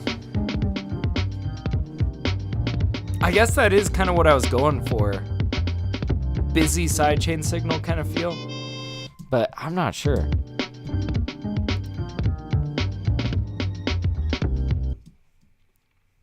We might also put that in mono. We'll see. Okay, now this is where one of these things needs to come outwards.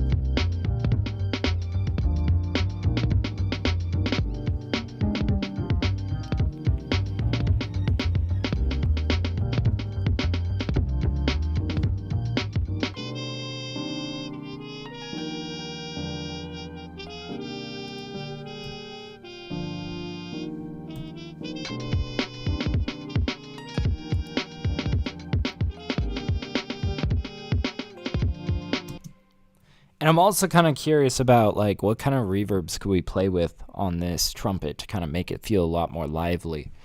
Or do we even want it, you know? Because it's totally a valid option to leave it dry. I want to hear it one way.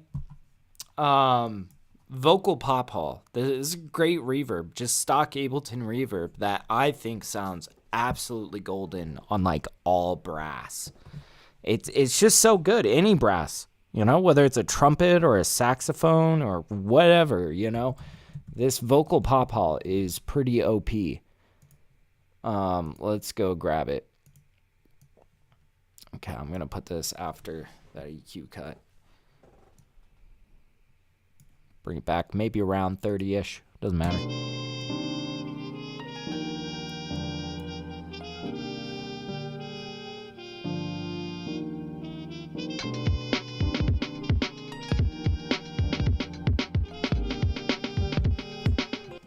Okay, and this is hanging out way too far on the side.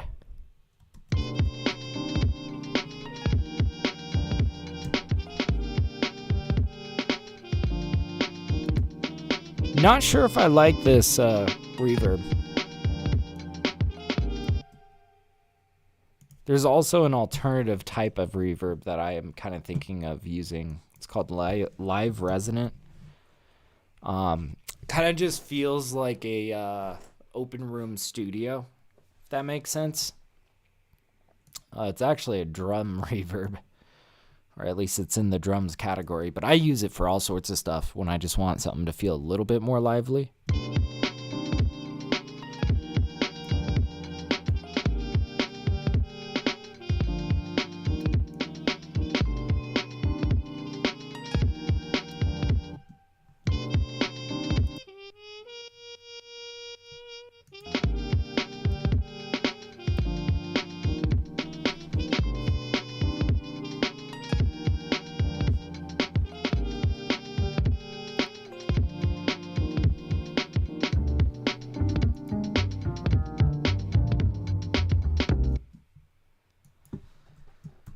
Take out our EQ on this piano, and I've been kind of going back and forth as to whether or not this piano is just like it feels very like low end heavy.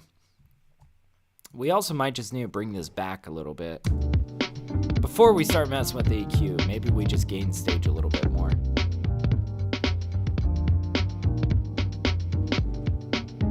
What if we just generally opened the highs?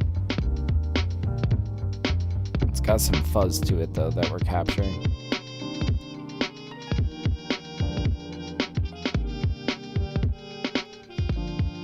Could just kind of boost the mids,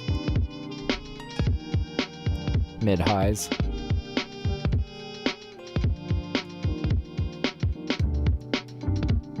I think we could bring that up by 1 decibel and then bring it all down by 1 decibel. So essentially what I did here was the opposite of, boosting this. Is instead of just boosting this, I brought this up a decibel basically, but then I set this back a decibel. So really it's more like I subtracted everything else around it.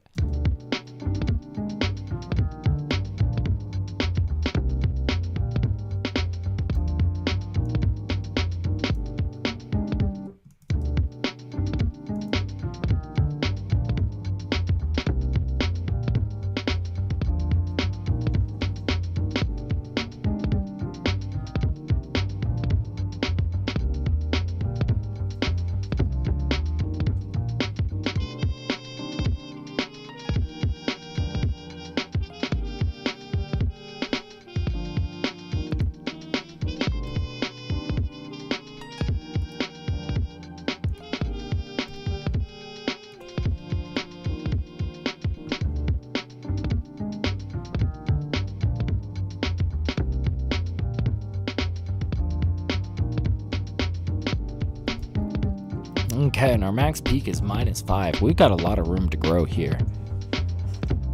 Hey, and we got Thundy. What's up, dude? How's your day going, man?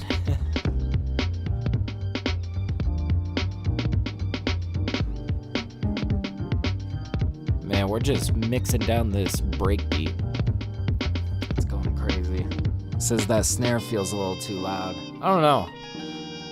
The drums as a whole might be a little bit too loud. I've been shifting them around all stream.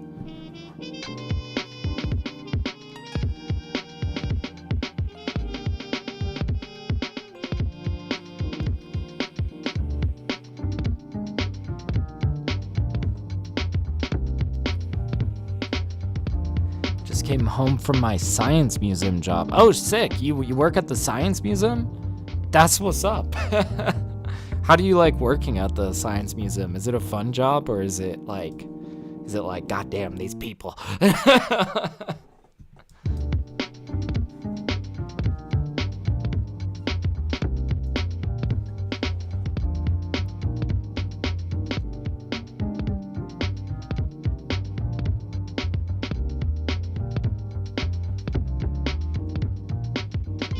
Yeah, you like the muted trumpet? Yeah, dude, that's that's the vibe, man.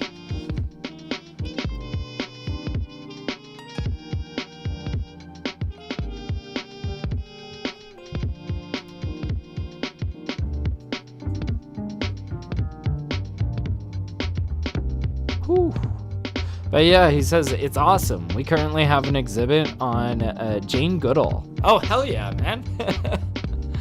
That's really cool. I imagine it's probably cool seeing like exhibits kind of come around. I don't know. That sounds like a really fun job. Not gonna lie.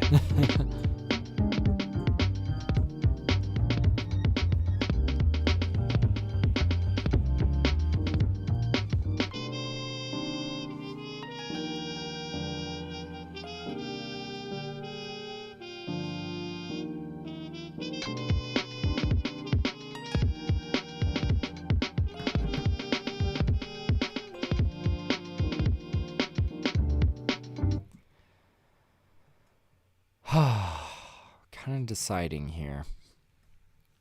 Kind of deciding, you know? Is there like too much compression on these on this piano? Maybe. That might be what's kind of like making this a little overbearing. Doesn't honestly look like a ton of compression.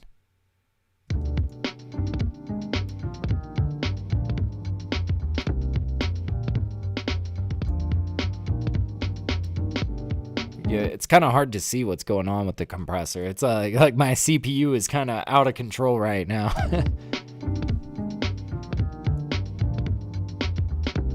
Okay. I see. Excuse me. Man. But yeah, Thundy says, I forgot to mention yesterday with that piece I submitted, I used a foghorn to boost the lows. Oh, that's interesting. Make it sound like there's a giant 32-foot stop on the pipe organ. Hell yeah. Yeah.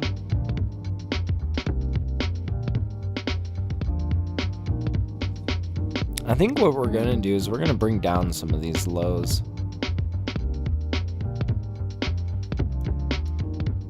It's just sounding too muddy.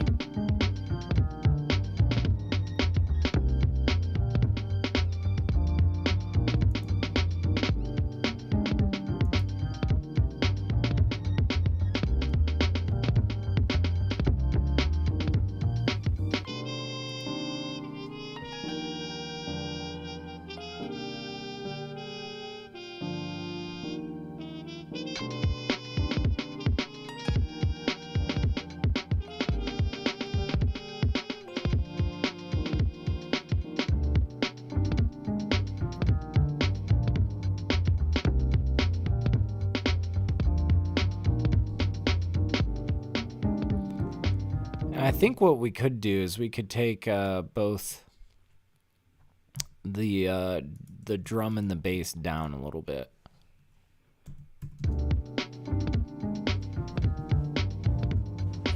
Okay, we're getting there.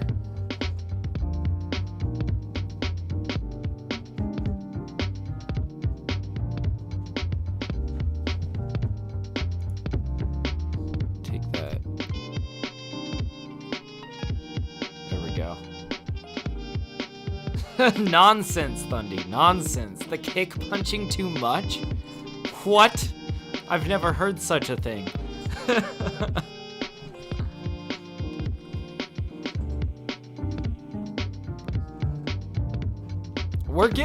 We're getting closer though. We're almost like ready to start mastering this.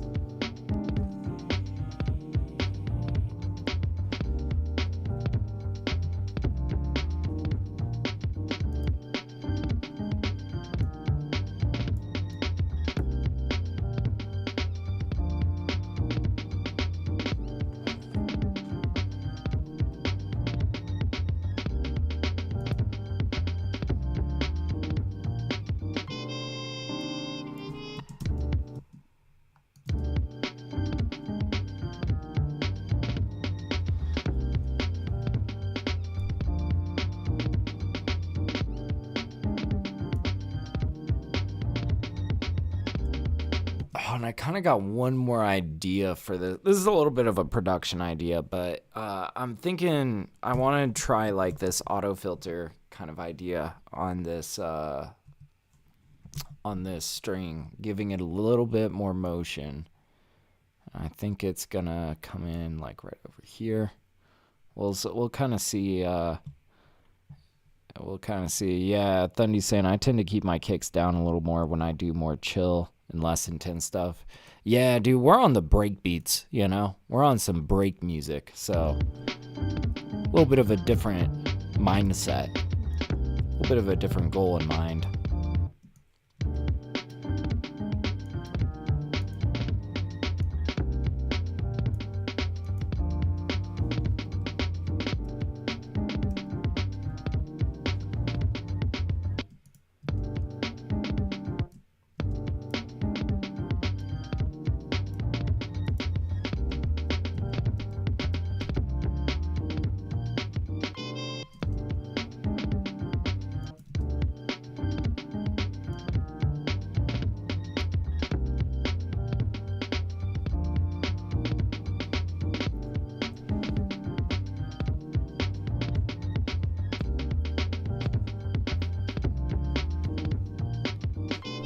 Okay, kind of. Like, I feel like it's...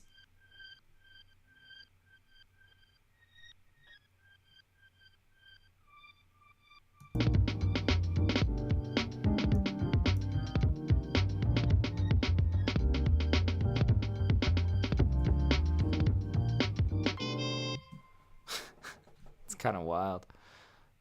Oh, what if we did like a little bit of phase to it?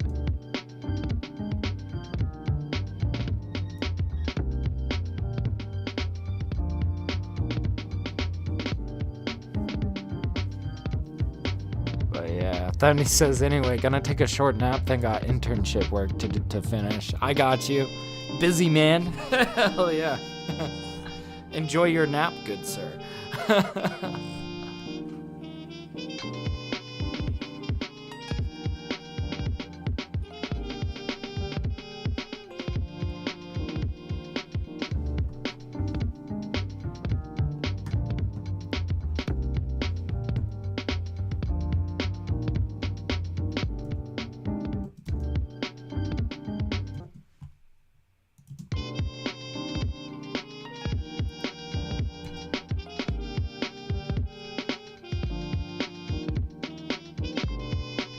God, I love how crunchy these drums are. That's, sounding sick.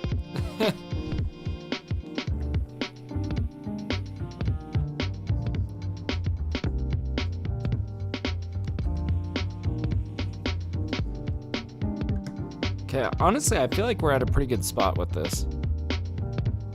It's super quiet, though. -9 decibels. Holy shit, we're gonna have to bring this up. Let's just boost it up by 5 at first. Okay, we're bringing the audio back up, guys.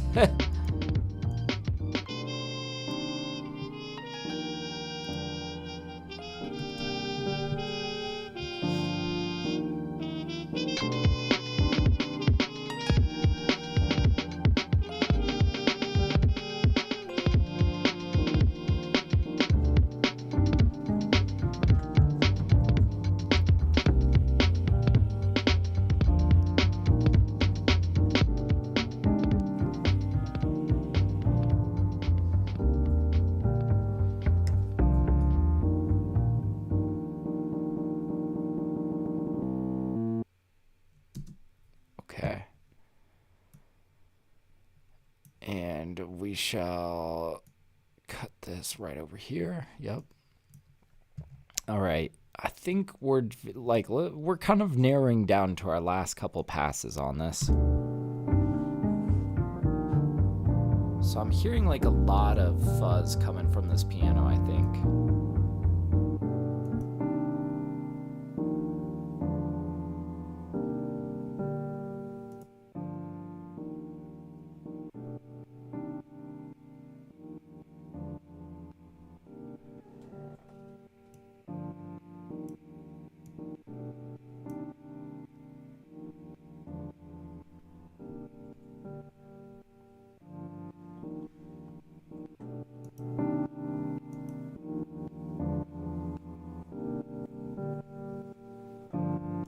We could eliminate some of that. I'm a little hesitant to cut some of these highs because some of that information is actually like pretty useful stuff, you know? But this might feel a lot more tamed than what we had.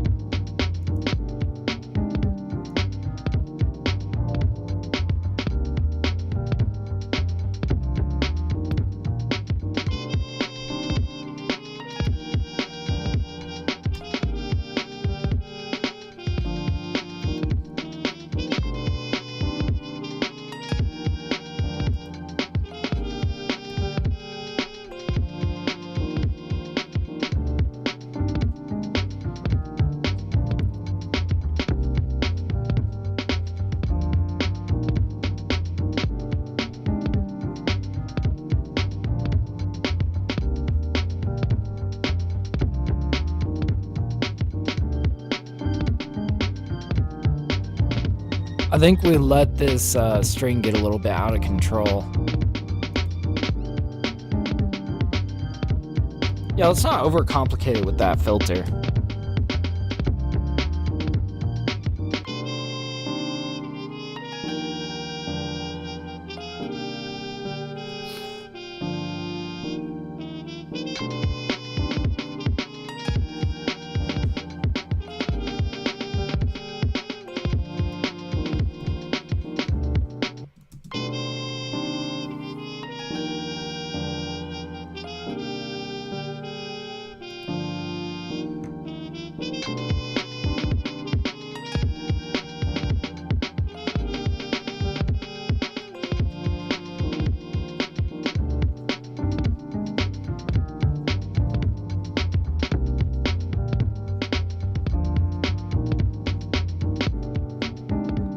Okay, wow.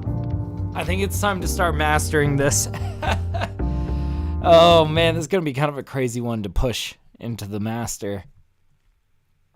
Where are we at max peak wise? Minus 4.19. Plenty of room for us to grow. Let's get our Shadow Hill compressor out. And let's just start nudging it forward. Let's march this to victory.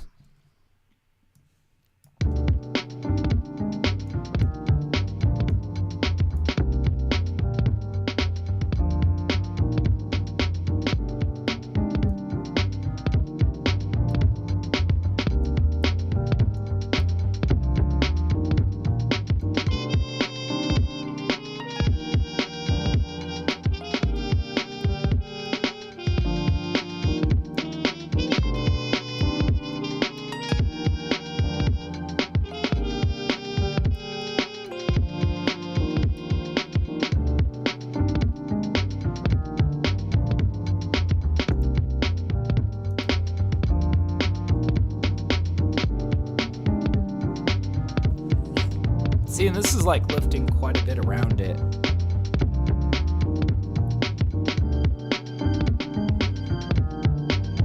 I'm not gonna lie though, it feels like before we even get into this bass might need to come back up.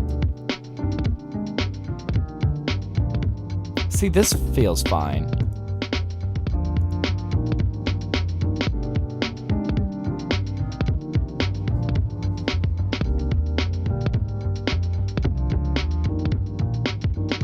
Honestly, that bass is fine.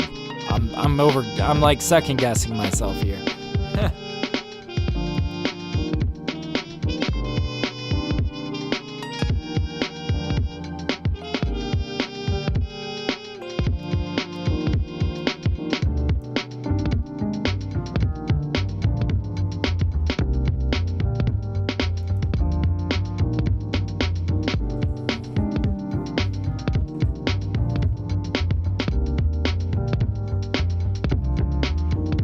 Boy, this is like quite a crunchy breakbeat.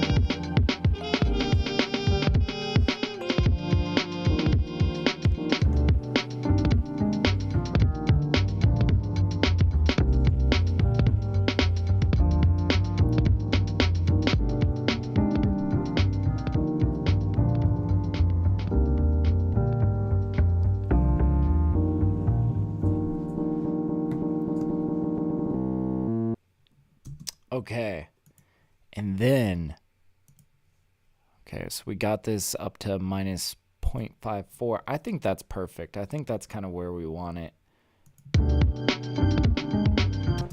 Let's bust out Ozone. Really, mostly for that maximizer. Okay, Ozone. Just Ozone elements. That's not the complete suite, but it's got this maximizer that I find pretty useful. We're going to let it analyze it and do its thing, but ultimately we might change all of it, honestly. Like, I'm predicting that it's going to totally botch this EQ. Yeah.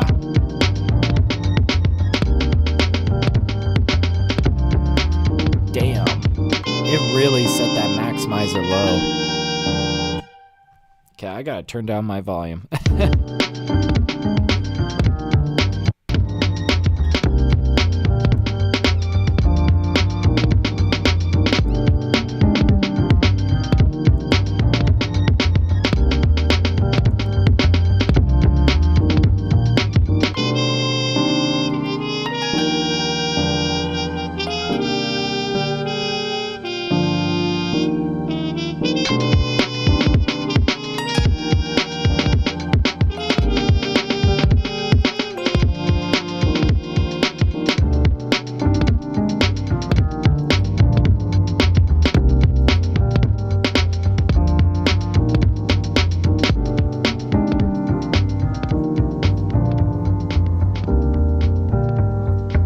The CQ isn't as terrible as I thought.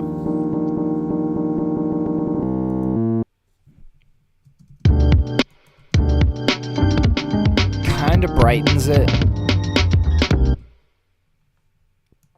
Let's also bust out our loudness meter. See kind of where we're at. This maximizer might be kind of overshooting. I'm not quite sure yet.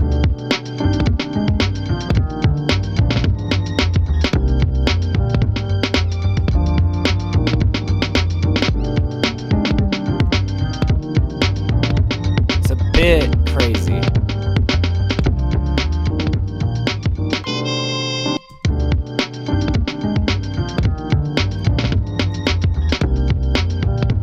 Yeah, what if instead of letting that maximizer do so much work, what if we got our color limiter and kind of let that carry us home? That could be good.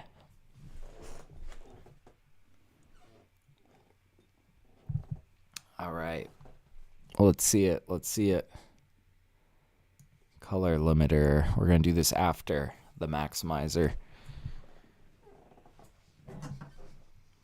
All right.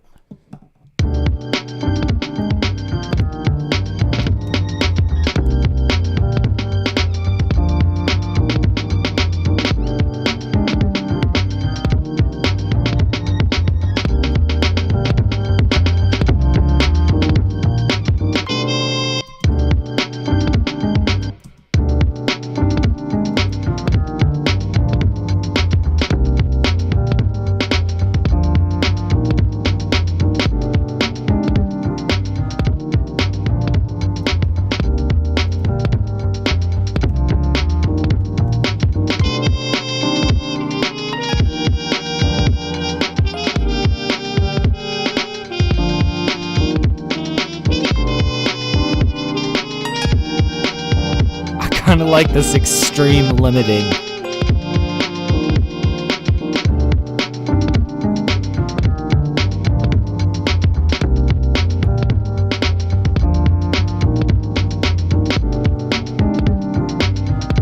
I'm not gonna lie, this is a very like off the wall kind of mix. It's very rough, very crunchy. It's kind of what we were going for here. A controlled kind of crunchy, you know? Very intense sounding, very compressed sounding.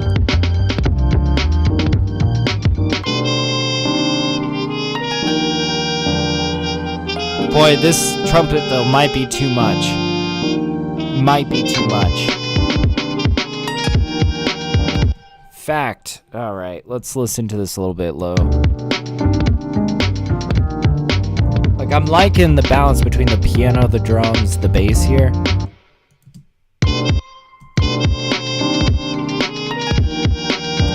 Alright, here's what we're gonna do. We're gonna take all of this stuff. Let's go ahead and group it. This is essentially our master chain. It's these three things here. This is just getting the gain up there, and this is just reading us our loudness, our LUFS. But this is the master chain right here in the middle. Let's turn this off for a second.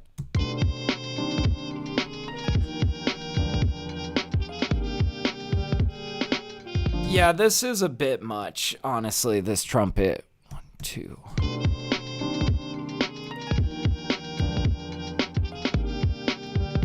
I don't mind this too much, though.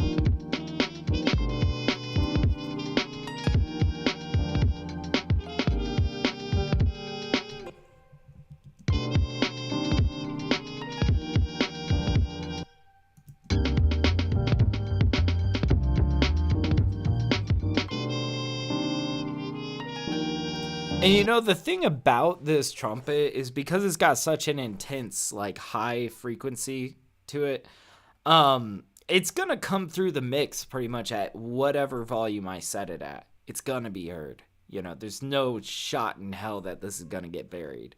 So, you know, so with that knowledge, I mean, we kind of have the freedom to set it back as far as we want, just so long as it sounds relatively in the ballpark. And I'm thinking we do set this back there.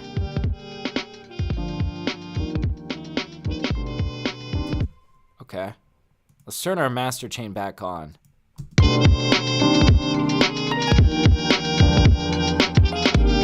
God, this is so compressed and sick. I don't know.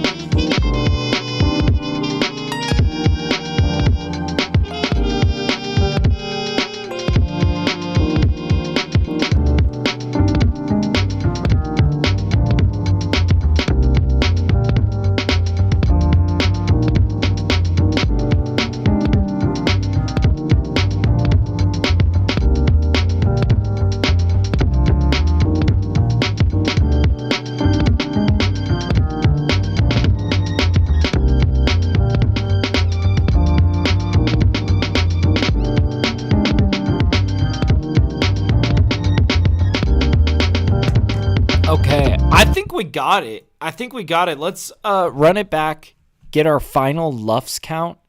Also, let's do a little save as. We're going to save live set as, and we're going to call it mix V1. Because, you know, we give ourselves the option to come back for a V2 if we need, but mix V1. Sounding pretty sick. All right. And, oh, I should have let it start playing before we're saving. Oh, no, here we go. It actually saved in a relatively nice amount of time. Jesus, I'm used to this taking ages. Let's hear this. Let's check out our LUFS.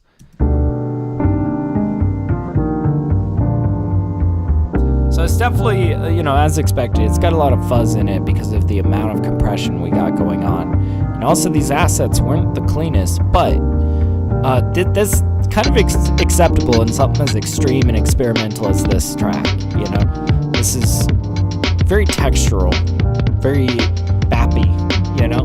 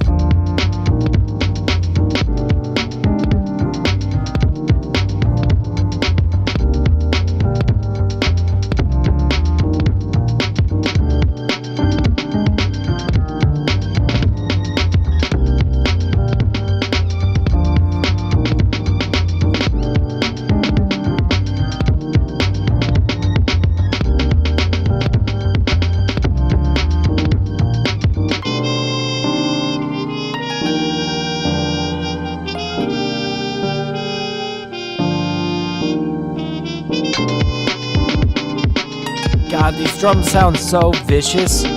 I like this.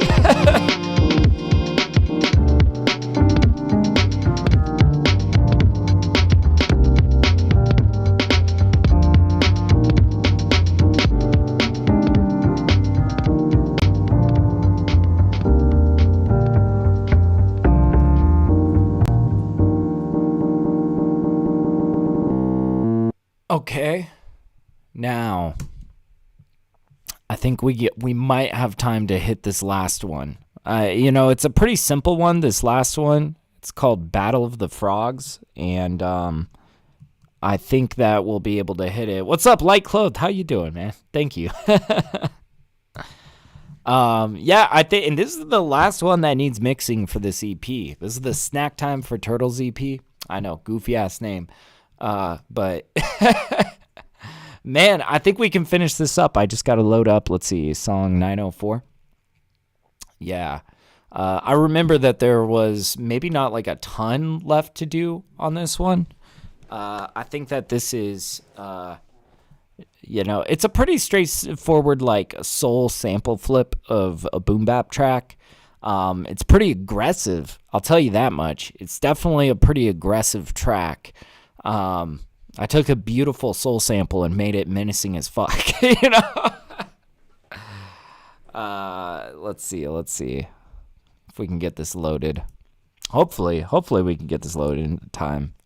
If anything, we're going to get a good start on this track, but yeah, little 4-track EP, Snack Time for Turtles. I don't know exactly when it's coming out right now. I guess I kind of have a tentative date in mind. Let's see. It's honestly going to be about 2 months from now. I'm literally that far ahead in my backlog. But, for any of you that are like, that see this drop, when it does drop, like, you guys were here when it was getting mixed. All right, let's open this up. 904. Oh yeah, and totally save this. Absolutely. 100%. We're getting there. Getting places, Oh man, but yeah, Battle of the Frogs. I think you guys are gonna enjoy this one. Actually, we have, if you guys watch the beat making videos that I do on my YouTube channel here, I think you guys, some of you guys might recognize this, but yeah, but yeah, maybe dope even a tempo down one or two. Nah, I'm calling it. I'm calling it good, man. I'm like. I think that this is honestly 110. It's honestly on the lower sub BPM side of breakbeats, So like I would describe this as like a breakbeat. It's kind of like the music that you would see people breaking, like breakdancing to, and whatnot. I think it feels much faster than it is because I got so much subdivision kind of stuff going on in there. But no, I think it's feeling pretty good. We'll We'll see if it makes my final test, though. I feel like my final test is I got to listen to the final master. make a final decision. I feel like that's where I kill myself, is I listen to my project all, I sit down, I listen to my project in full, and I either go, oh, I love it, or I go, oh, fuck, We'll see how I feel like, give it a few days. All right. It's thinking about it. It's loading. But yeah, and I already know this one is going to be like running pretty hot. I had like the sample material and everything like running pretty hot in this. Like, you guys will see when we load into it. It's kind of a bizarre track. I'll be curious if any of you guys recognize this, if any of you guys were hanging out when I made this one. Or if you just caught the beat making video, but we'll see. Yeah. Hell yeah. Like Chloe saying, it's yours. You are a vessel. Divine download. Hell yeah. That's what I like to hear, man. Oh, yeah. But yeah, I think this is going to be a pretty fun EP, Snack Time for Turtles. It's kind of some of my more eccentric stuff. Let's hear this last one. This is track number 3 on this 4-track EP, and of course it finishes out with the title track, Snack Time for Turtles, which is a very, very celebratory and triumphant sort of trap beat that's very like lighthearted and just feels nice. I don't know. But before we get into that, we gotta send them through Battle of the Frogs, so let's hear it.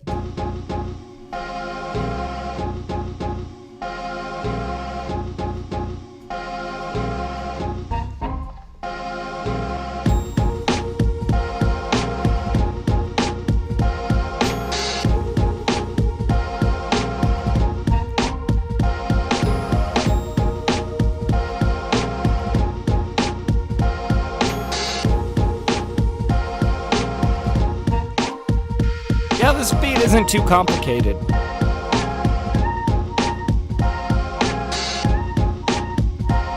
Hell yeah, I got your email and ref to mixing and collaborating. Hell yes, man. Hell yeah. He says I'll send you a couple tracks to hear my artwork. Please do, man. Please do. I'd love to hear it, man. And yeah, I am taking on more clients right now. If this goes for anybody. If you guys need mixing, I got you. I got you 100%.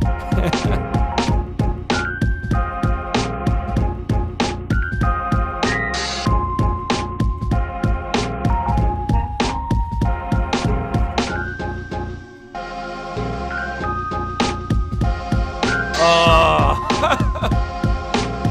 Dude, this beat makes me happy. This is so sick.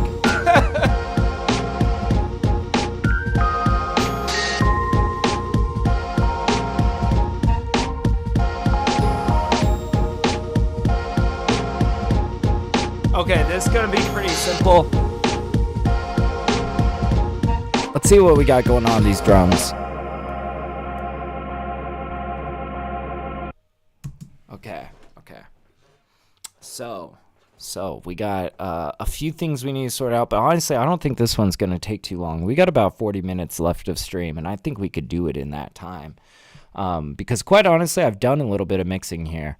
I think I got my drums sitting pretty well right, although we're going to experiment with it a little bit.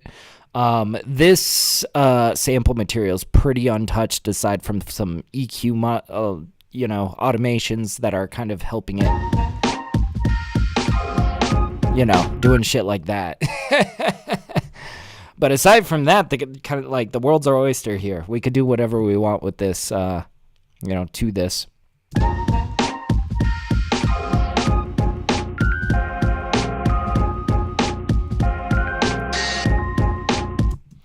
Okay, so already with this, I feel like we can make this slightly more interesting. And you know what I'm actually going to pull out is Echo Boy. So I am kind of like, before really diving in with the basic foundations of our mix, I want to do a little bit of production that is going to set us in a good spot for this mix. Basically, I want to get us a very, very slight echo on this. That's going to just give it a lot more nuance, I think. And it's going to help us kind of give us a little bit of ear candy, So let's bust out Echo Boy by Sound Toys. And there's I think a couple presets on here that could be good starting points for where we might go with it. But we will see.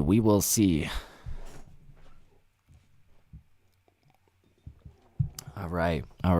So we got Echo Boy.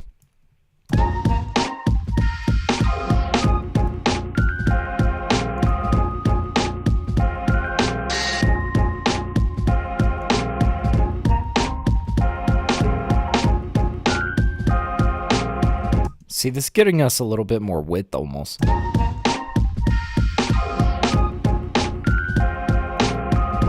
That's kind of interesting. Also, I see that we're clipping a little bit. Let's give ourselves more room to work with here. Okay, I'm gonna bring all of this down by I'm not quite sure how much. Maybe only 4 is all we really need. So yeah, at this point, I'm giving myself more headroom, and I'm gonna turn my volume in my headphones up a little bit. I suggest you guys do the same, turn it to whatever volume makes sense. We're just kind of getting it down there to kind of give us more headroom. And I feel like already I think that these keys can come up a little bit more.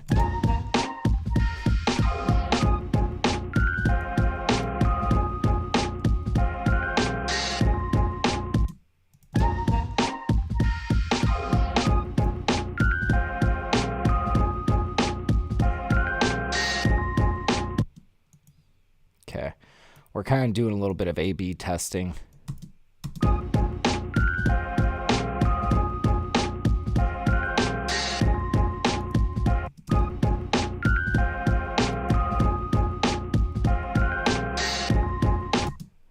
That's just giving us some nice like spread. So I know this 30 IPS tape echo is sounding pretty slick on this, but what else we got?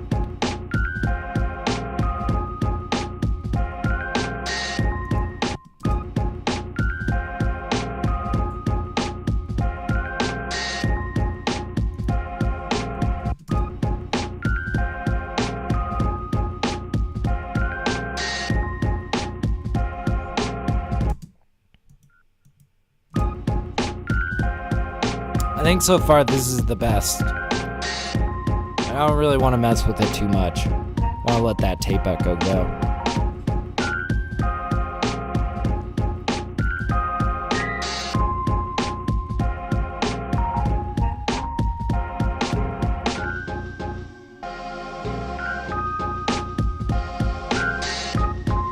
Yeah, this is already mixed pretty damn well. Okay, so I think here's what we're going to do. We're going to mess with these drums a bit, but I don't want to screw up a good thing. Like, I don't want to completely destroy what we've got here. So I'm going to duplicate this out, and we're going to mute that top guy. But this is going to allow us to kind of like go fuck around with our chain as much as we want without worrying about having to get back to where we were, right? So...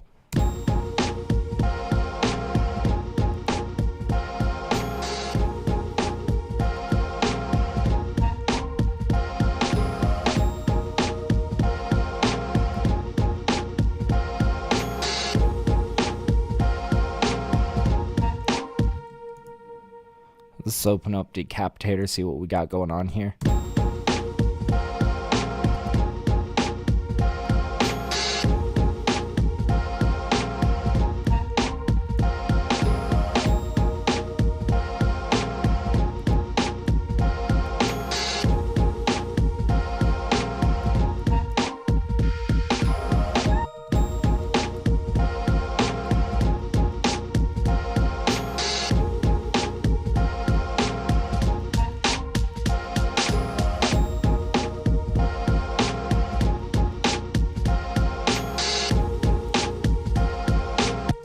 Okay, and then we're going to do exactly what we've been doing with that radiator.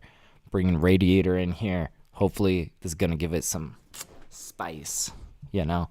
I'm really hoping to get like a nice crunch. And a little bit more brightness.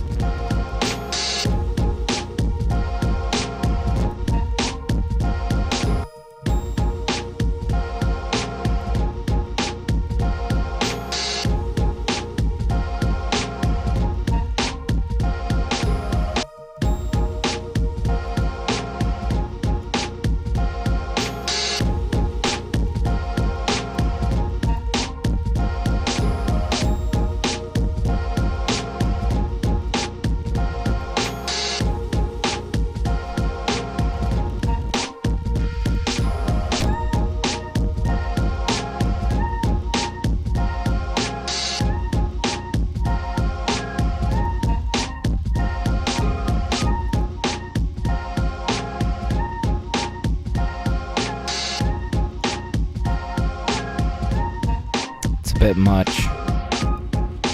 Yeah, we might just leave the radiator off this one.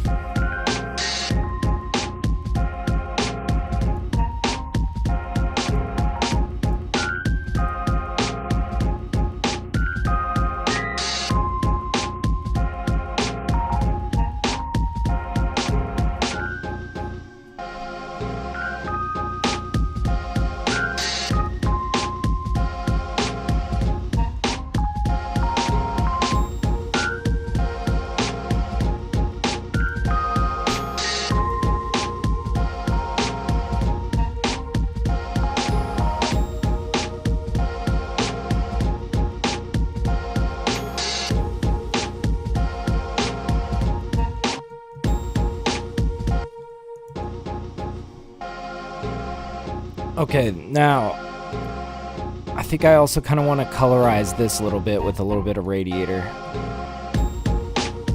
And also, let's see if we did positive work on this, because we kind of messed with the decapitator a bit. We tried the radiator. That wasn't quite vibing, but we did do some work on the decapitator and a little bit of work on that drum bus.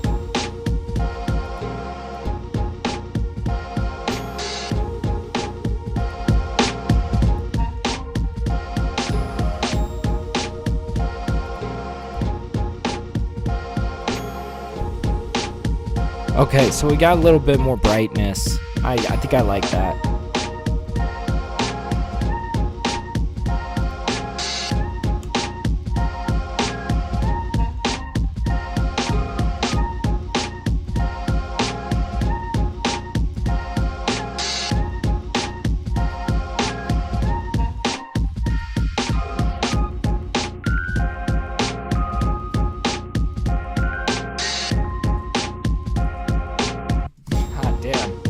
Pretty cool.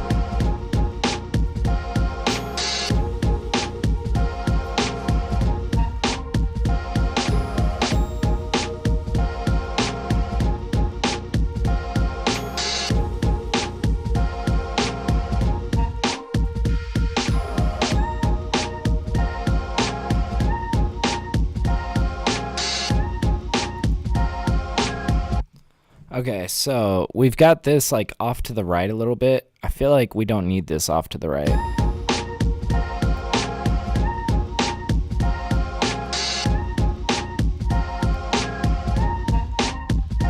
fact, this I think feels better monoed.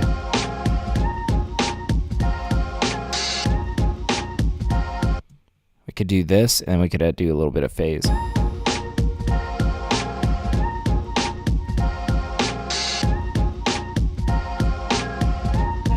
Nah, honestly, I think we're just gonna keep this monoed.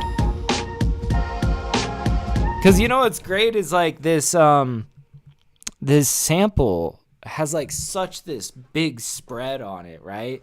There's actually a lot of room in center, so I feel like this feels nice peaking up in center.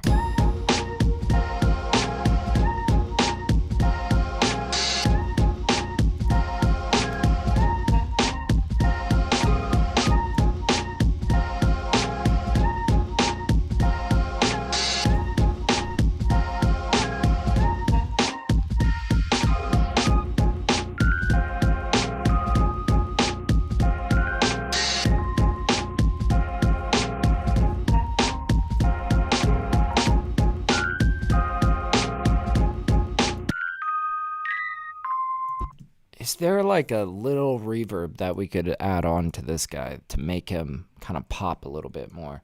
Let's mess around with like super plate a little bit. Maybe we'll get some interesting reverbs with a little bit of texture to it on these. So let's see it. Let's see it. We're experimenting today, but you know, I kind of knew these mix sessions for this EP, Snack Time for Turtles, was going to be a little bit odd, a little bit unconventional. I don't know. I mean, genuinely, these are like some of my more eccentric kind of sounding tracks. And I think that with that, it's kind of okay to have some kind of eccentric sounding mixes. We've definitely gotten out there today, you know?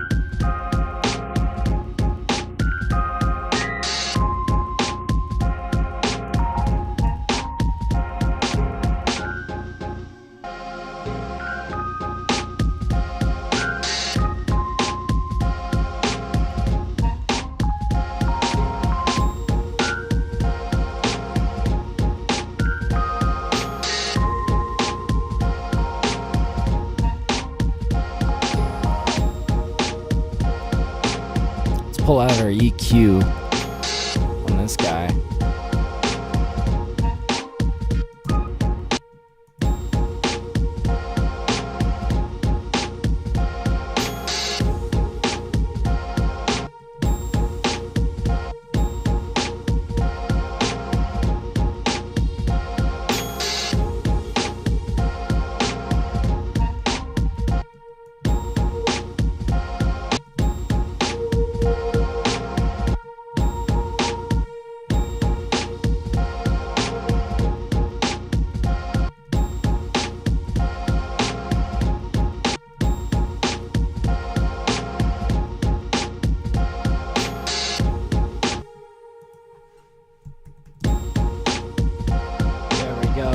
What's up, Signature? Yeah, he says sometimes one has to switch things up a little. Absolutely, man. It would be boring putting out the same old beats all the time, you know?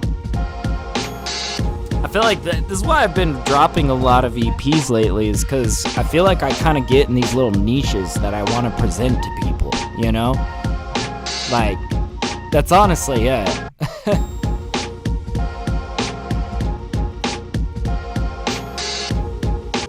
Okay, so I was experimenting with taking down the first resonant. It was an interesting idea, but I don't think that's really working out. I think we kind of need that first resonant. It's pulling weight. In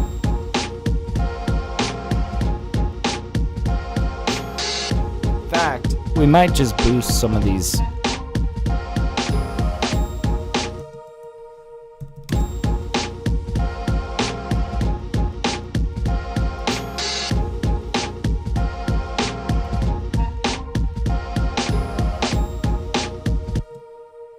Yeah, like we could, or I am curious.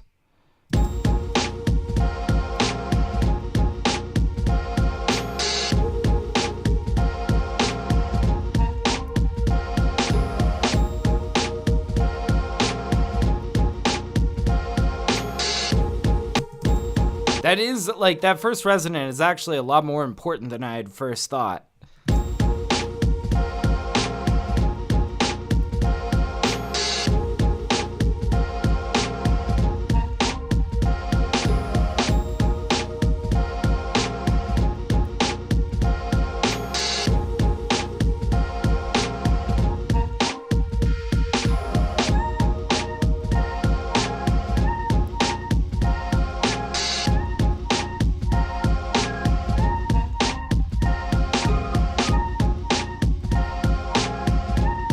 We're gonna bring up this guy right here.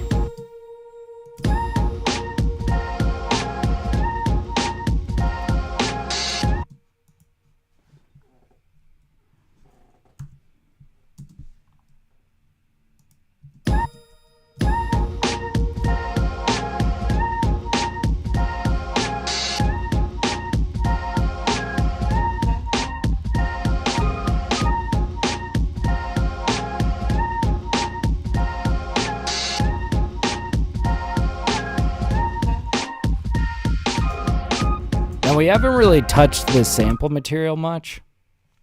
I was kind of thinking we could experiment with a little bit of radiator on this.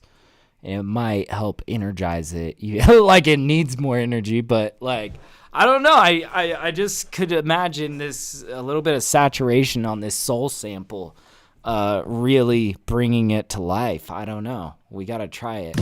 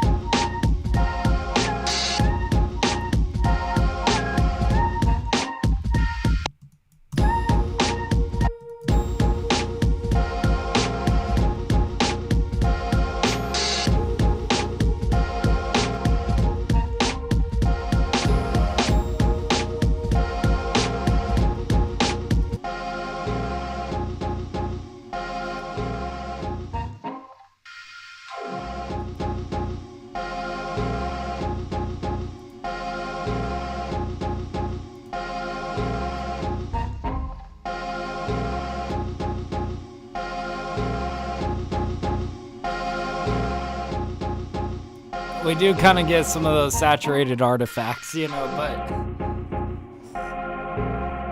but we definitely hear that down here, though. I'm not sure if that would be ideal.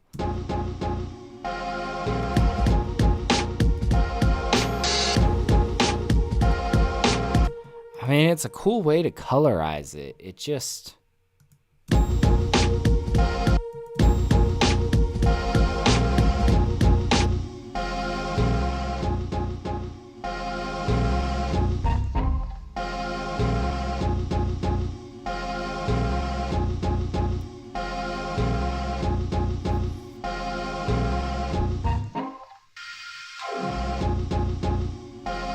Okay, that's sounding pretty good.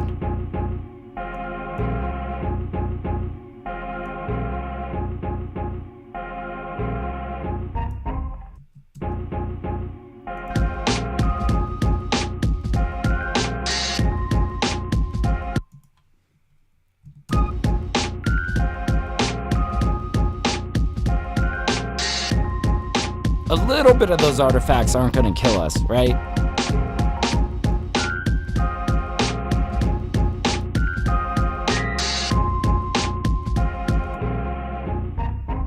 Don't like the sound of it though.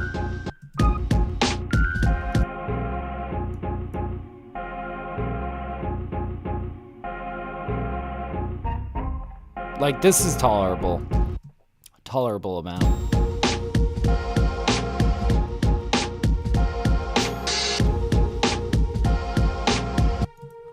I'm just not sure about it. Let's turn this off.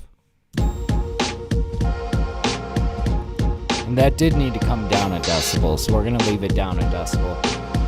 Let's bust out our LA2A compressor. Just kind of squeeze this a little bit.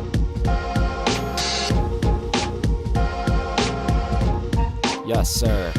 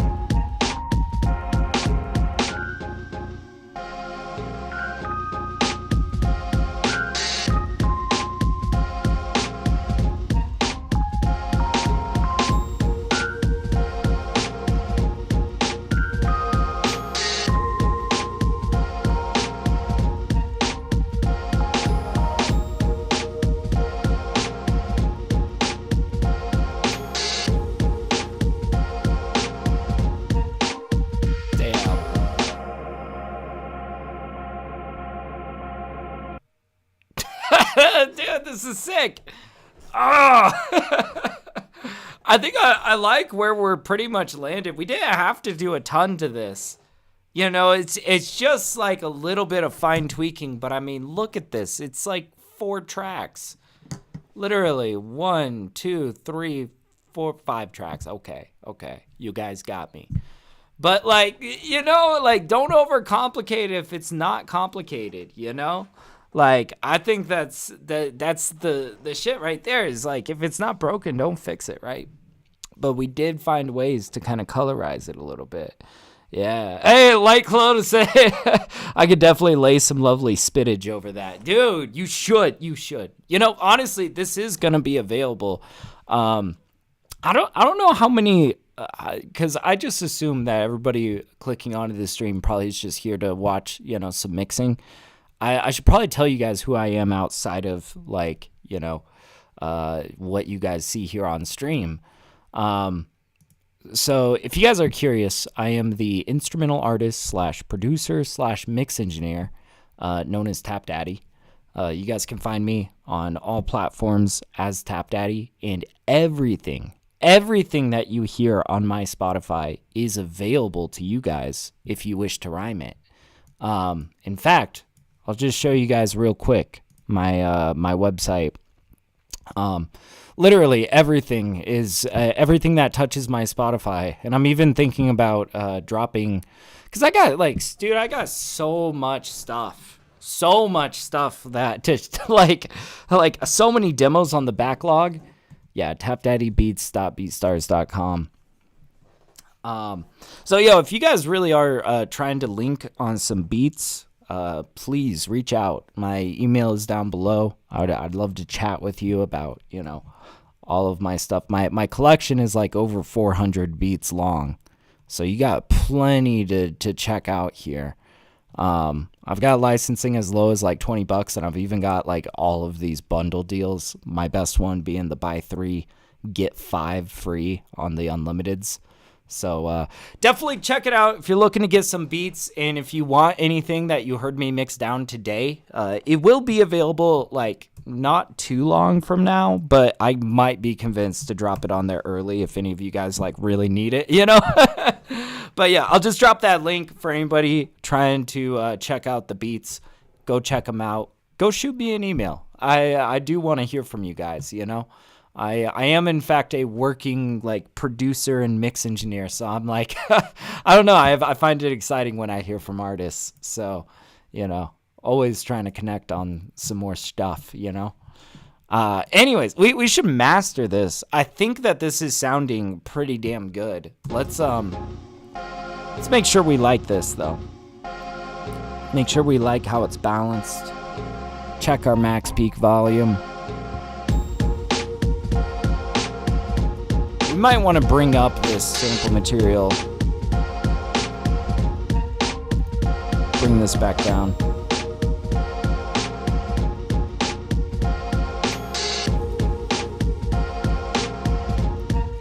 Maybe one general EQ. See, I'm never done mixing. I'm like,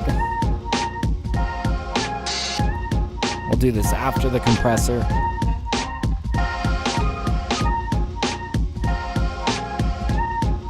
Kind of lifting the highs a bit, or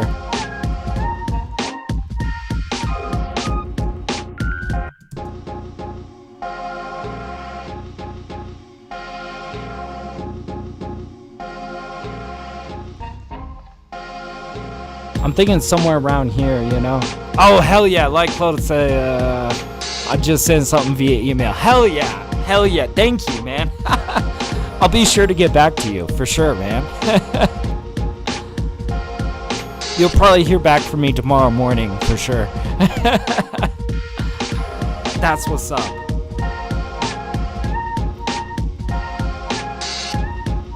Damn, this sounds so rich and full. Okay, I'm liking this with a little bit of a boost up here in the highs. This is sounding good.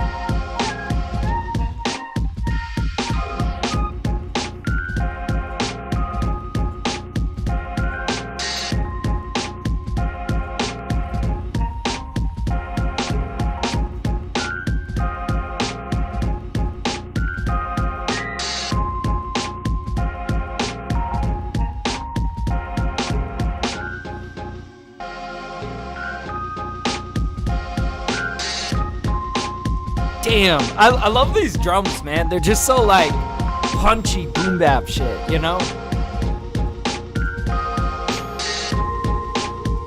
God, this goes so fucking hard. I'm stoked on it. I really am. All right.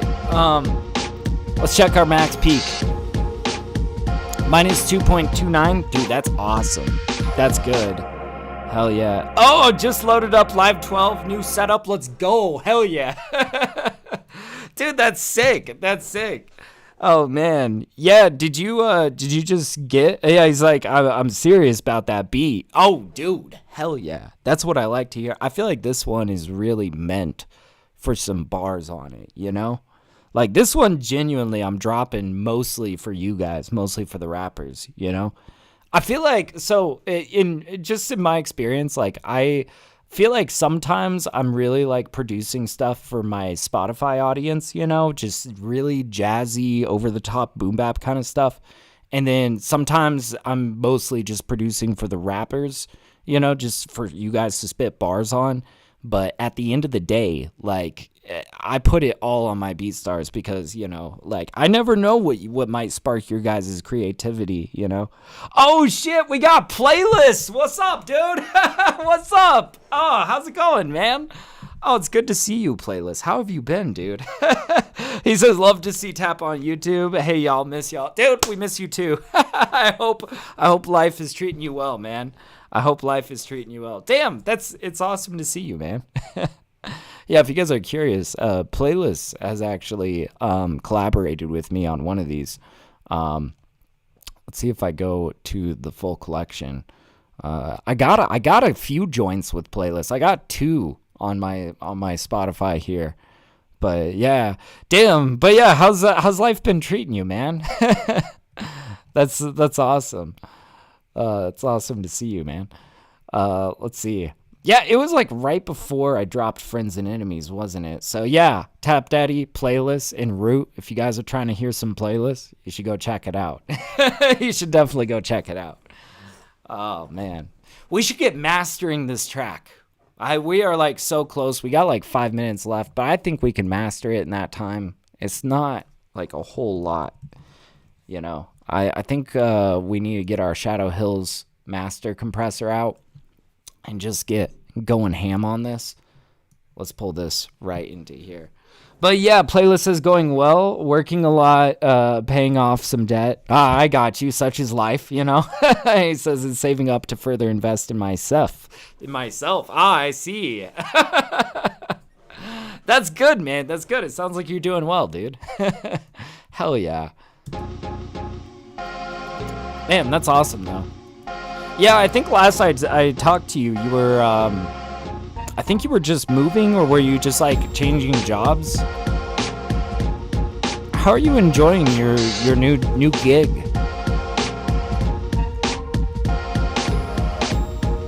Okay. We're getting this up.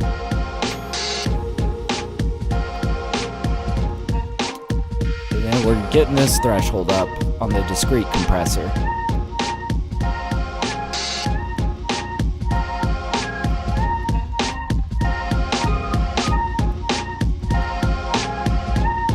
Oh, man.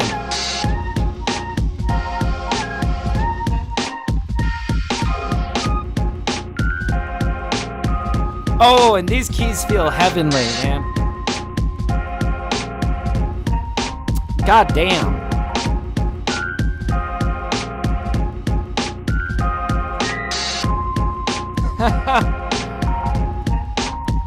Let's see.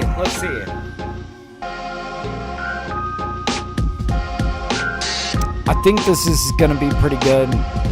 I see we're a little bit over. Just a little bit over. We might just pull back on this discrete gain. Yeah. Let's do this.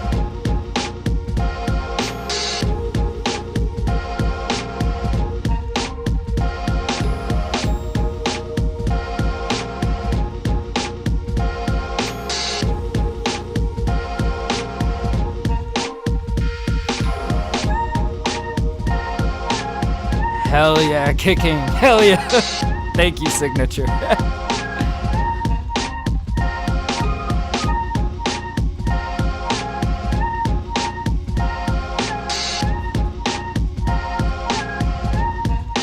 Oh, it's getting close to 0.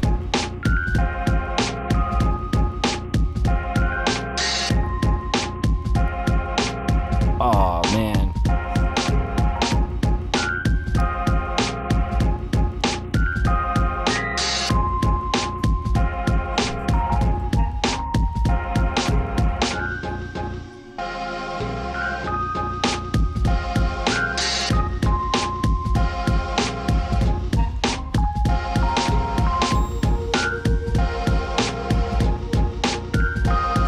Honestly, this just sounds great.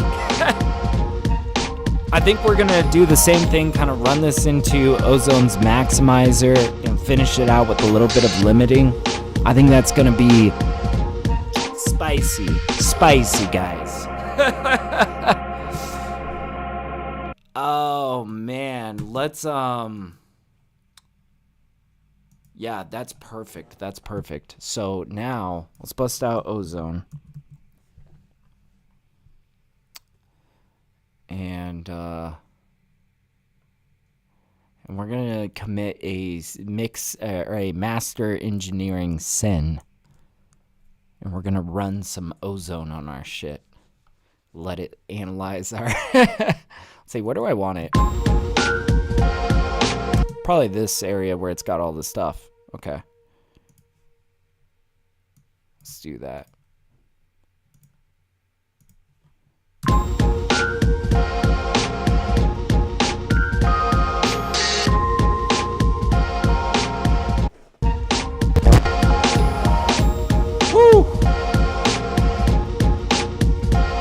There we go.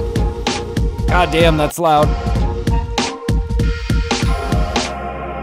We'll see what we think of this EQ. Sometimes having this little bump at the top kind of helps brighten it up, so it just feels good, you know. But yeah. Yeah, Playlist is saying I was changing jobs, moving real soon, though, too. Oh, that's always exciting, man. Yeah, he says the new job is cool and super chill, doing assembly for a metal fabrication company. Oh, hell yeah. That's awesome, man. Yeah, he says it's good for now. I love to hear that. I love to hear that, and I hope the move goes well, man. But yeah, he says, are you bouncing back and forth both platforms? Yeah, pretty much. So we've actually made a lot of changes since I think last I spoke with you. We are now just doing feedback on Twitch every Wednesday and Friday, and we moved our beat making stream over to YouTube, just kind of exploring that space a little bit. And I've been doing Saturday morning cook-ups every Saturday morning on YouTube, which has been so much fun, man. It has been a lot of fun. And we were doing our normal Thursday beat-making stream, on YouTube as well. But lately, I've had so much mix work that we decided, maybe do some mixing streams, So that's kind of what we've been doing today, is just mixing down this little EP that I'm going to be dropping in like a couple months. It's called Snack Time for Turtles, kind of an eccentric little collection of beats, It's kind of goofy, but I'm having fun with it. But yeah, I've just been really enjoying YouTube. I feel like it's really good at like recommending your stream, which, by the way, for everybody here, if you guys are enjoying the stream, definitely drop a like, that way you'll be recommended the stream more often. Helps our stream out. But yeah, I don't know. I kind of enjoy it because I feel like there's a lot less ads shown to people. And it's also kind of helps with discoverability. And honestly, we've been making like tons and tons of like beat making content. My wife, Mrs. TapDaddyBeats, she's been making all of these like awesome beat making edits out of these live streams. And so, if we figured, like, since we're uploading all these beat making edits on YouTube, may as well stream on YouTube as well, right? So that's been good. But yeah, you love that title, Snack Time for Turtles, dude. Honestly, like, the story behind Snack Time for Turtles is I keep a list on my phone of like 1,000 names, right, of just stuff, and I've got a section that is just like potential album titles and stuff like that. And I don't know who added it or when. I think it was me. I think I added it. I don't remember adding that title, but for the longest time, Snack Time for Turtles has been in my suggested EP names. You know, I don't remember adding it at all, but like, I don't know. I was like listening through a bunch of demos with Mrs. Tap, and like, dude, she was like, this has got to be Snack Time for Turtles. And like, I don't know. It's going to be a good EP, man. Like it's very like eccentric tracks like this one's Battle of the Frogs is the name of this track. And then it ends on this very like celebratory, like triumphant sounding trap beat that is like just very celebratory and kind of wholesome. And that's going to be the title track, Snack Time for Turtles. And I don't know, man. It's just, I'm just having fun with this one, kind of, you know, getting a little weird with it, but we should see where we're at with our luffs as well. Sorry, I'm like bouncing back and forth. All right, Uline, loudness meter 2. All right, we're pretty much there. I'm just finishing this out. Let's see kind of where we're at. Oh, yeah, Notes app has seen the silliest titles. Yes, absolutely. Woo! Dude, this is so intense. I like it.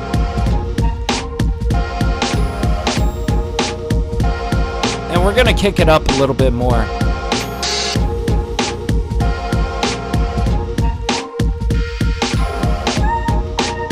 In fact, I think that this is gonna need a little bit of limiting to drive it home. Let's bust out that color limiter.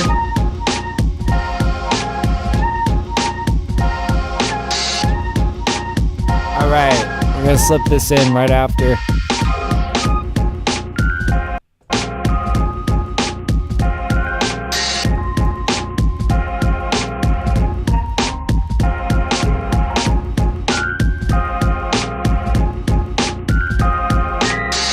Give ourselves a little bit of saturation.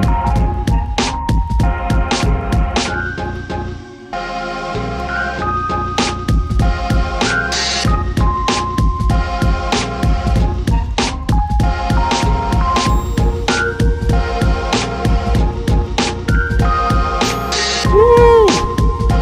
Oh shit, this is getting big. All right.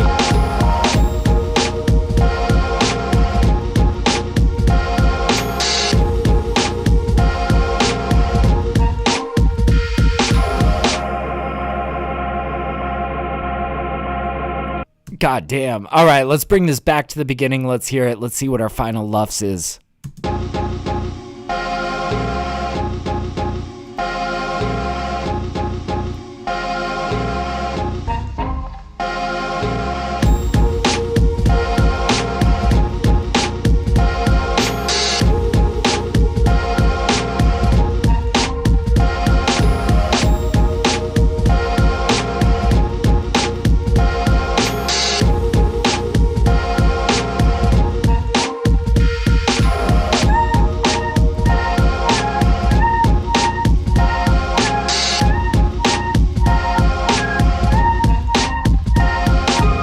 It's getting up there in loves. Minus 8.2. My range is like between minus 10 and minus 8 luffs is what I'm aiming for. And this is probably going to be the loudest track. So it would be great if we hit about minus 8 luffs.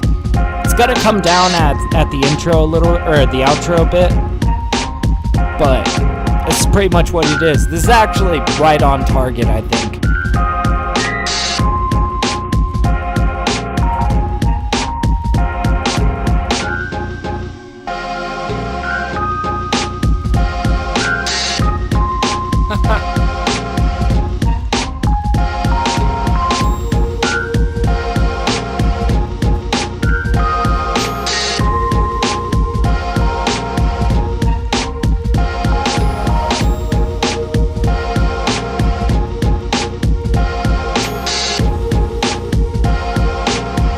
Minus 7.8 luffs. That's close enough to target. That is close enough. Okay, minus 7.9 luffs. That's perfect. Yo! Oh, we did it. We finished the Snack Time for Turtles EP. Let's fucking go, dude. That was the last track that we needed to do. Oh my God. Thank you guys so much for hanging out. I'm going to be live again on YouTube on Saturday, doing a Saturday morning cook-up. I've already got it scheduled. If you guys look in the live tab of my channel, definitely go click on it if you'd like to be notified, when you'd like to get there. Also, if you just enjoyed this stream, definitely drop a like. It's the easiest way to support the stream. Or drop a dislike if you hated it. I don't care which button you press. Just go fuck shit up down there. Go press some buttons. Do the things. And yeah, also for anybody curious in getting your music reviewed live on stream, I do that every Wednesday and Friday on Twitch for our subscribers. So if you guys want me to listen to your music and tell you my thoughts, head over to the Twitch channel. I got I got a little link in the description down there. You guys can go check it out. I'll be live tomorrow reviewing music. Yeah, what time Saturday? So it's 10 a.m. for me, which is Mountain Standard Time. I believe if you click on the live channel, you or on the live tab of my channel, you'll be able to see like the scheduled Saturday morning cook up video, and you can set an alarm. You can set it to notify you if you want, But yeah, I've just been kind of streaming at an earlier time on Saturdays, kind of getting a jump start on the day, So so yeah, 10 a.m. Mountain Standard Time. I don't know what time that is for you, but yeah, it should be fun, man. I'm just going to be cooking up beats. I look forward to it. But yeah, yo, playlist. It's been good to see you, man. It's been good to see you. I hope to see you around, and, feel free to reach out if you ever just want to shoot the shit, But anyways, I am off to go drink ice cold beer by the fireplace. That's going to be nice. I'm going to be enjoying that. So thank you guys again for hanging out and keeping me company while I mix. I'll see you guys later. Peace out.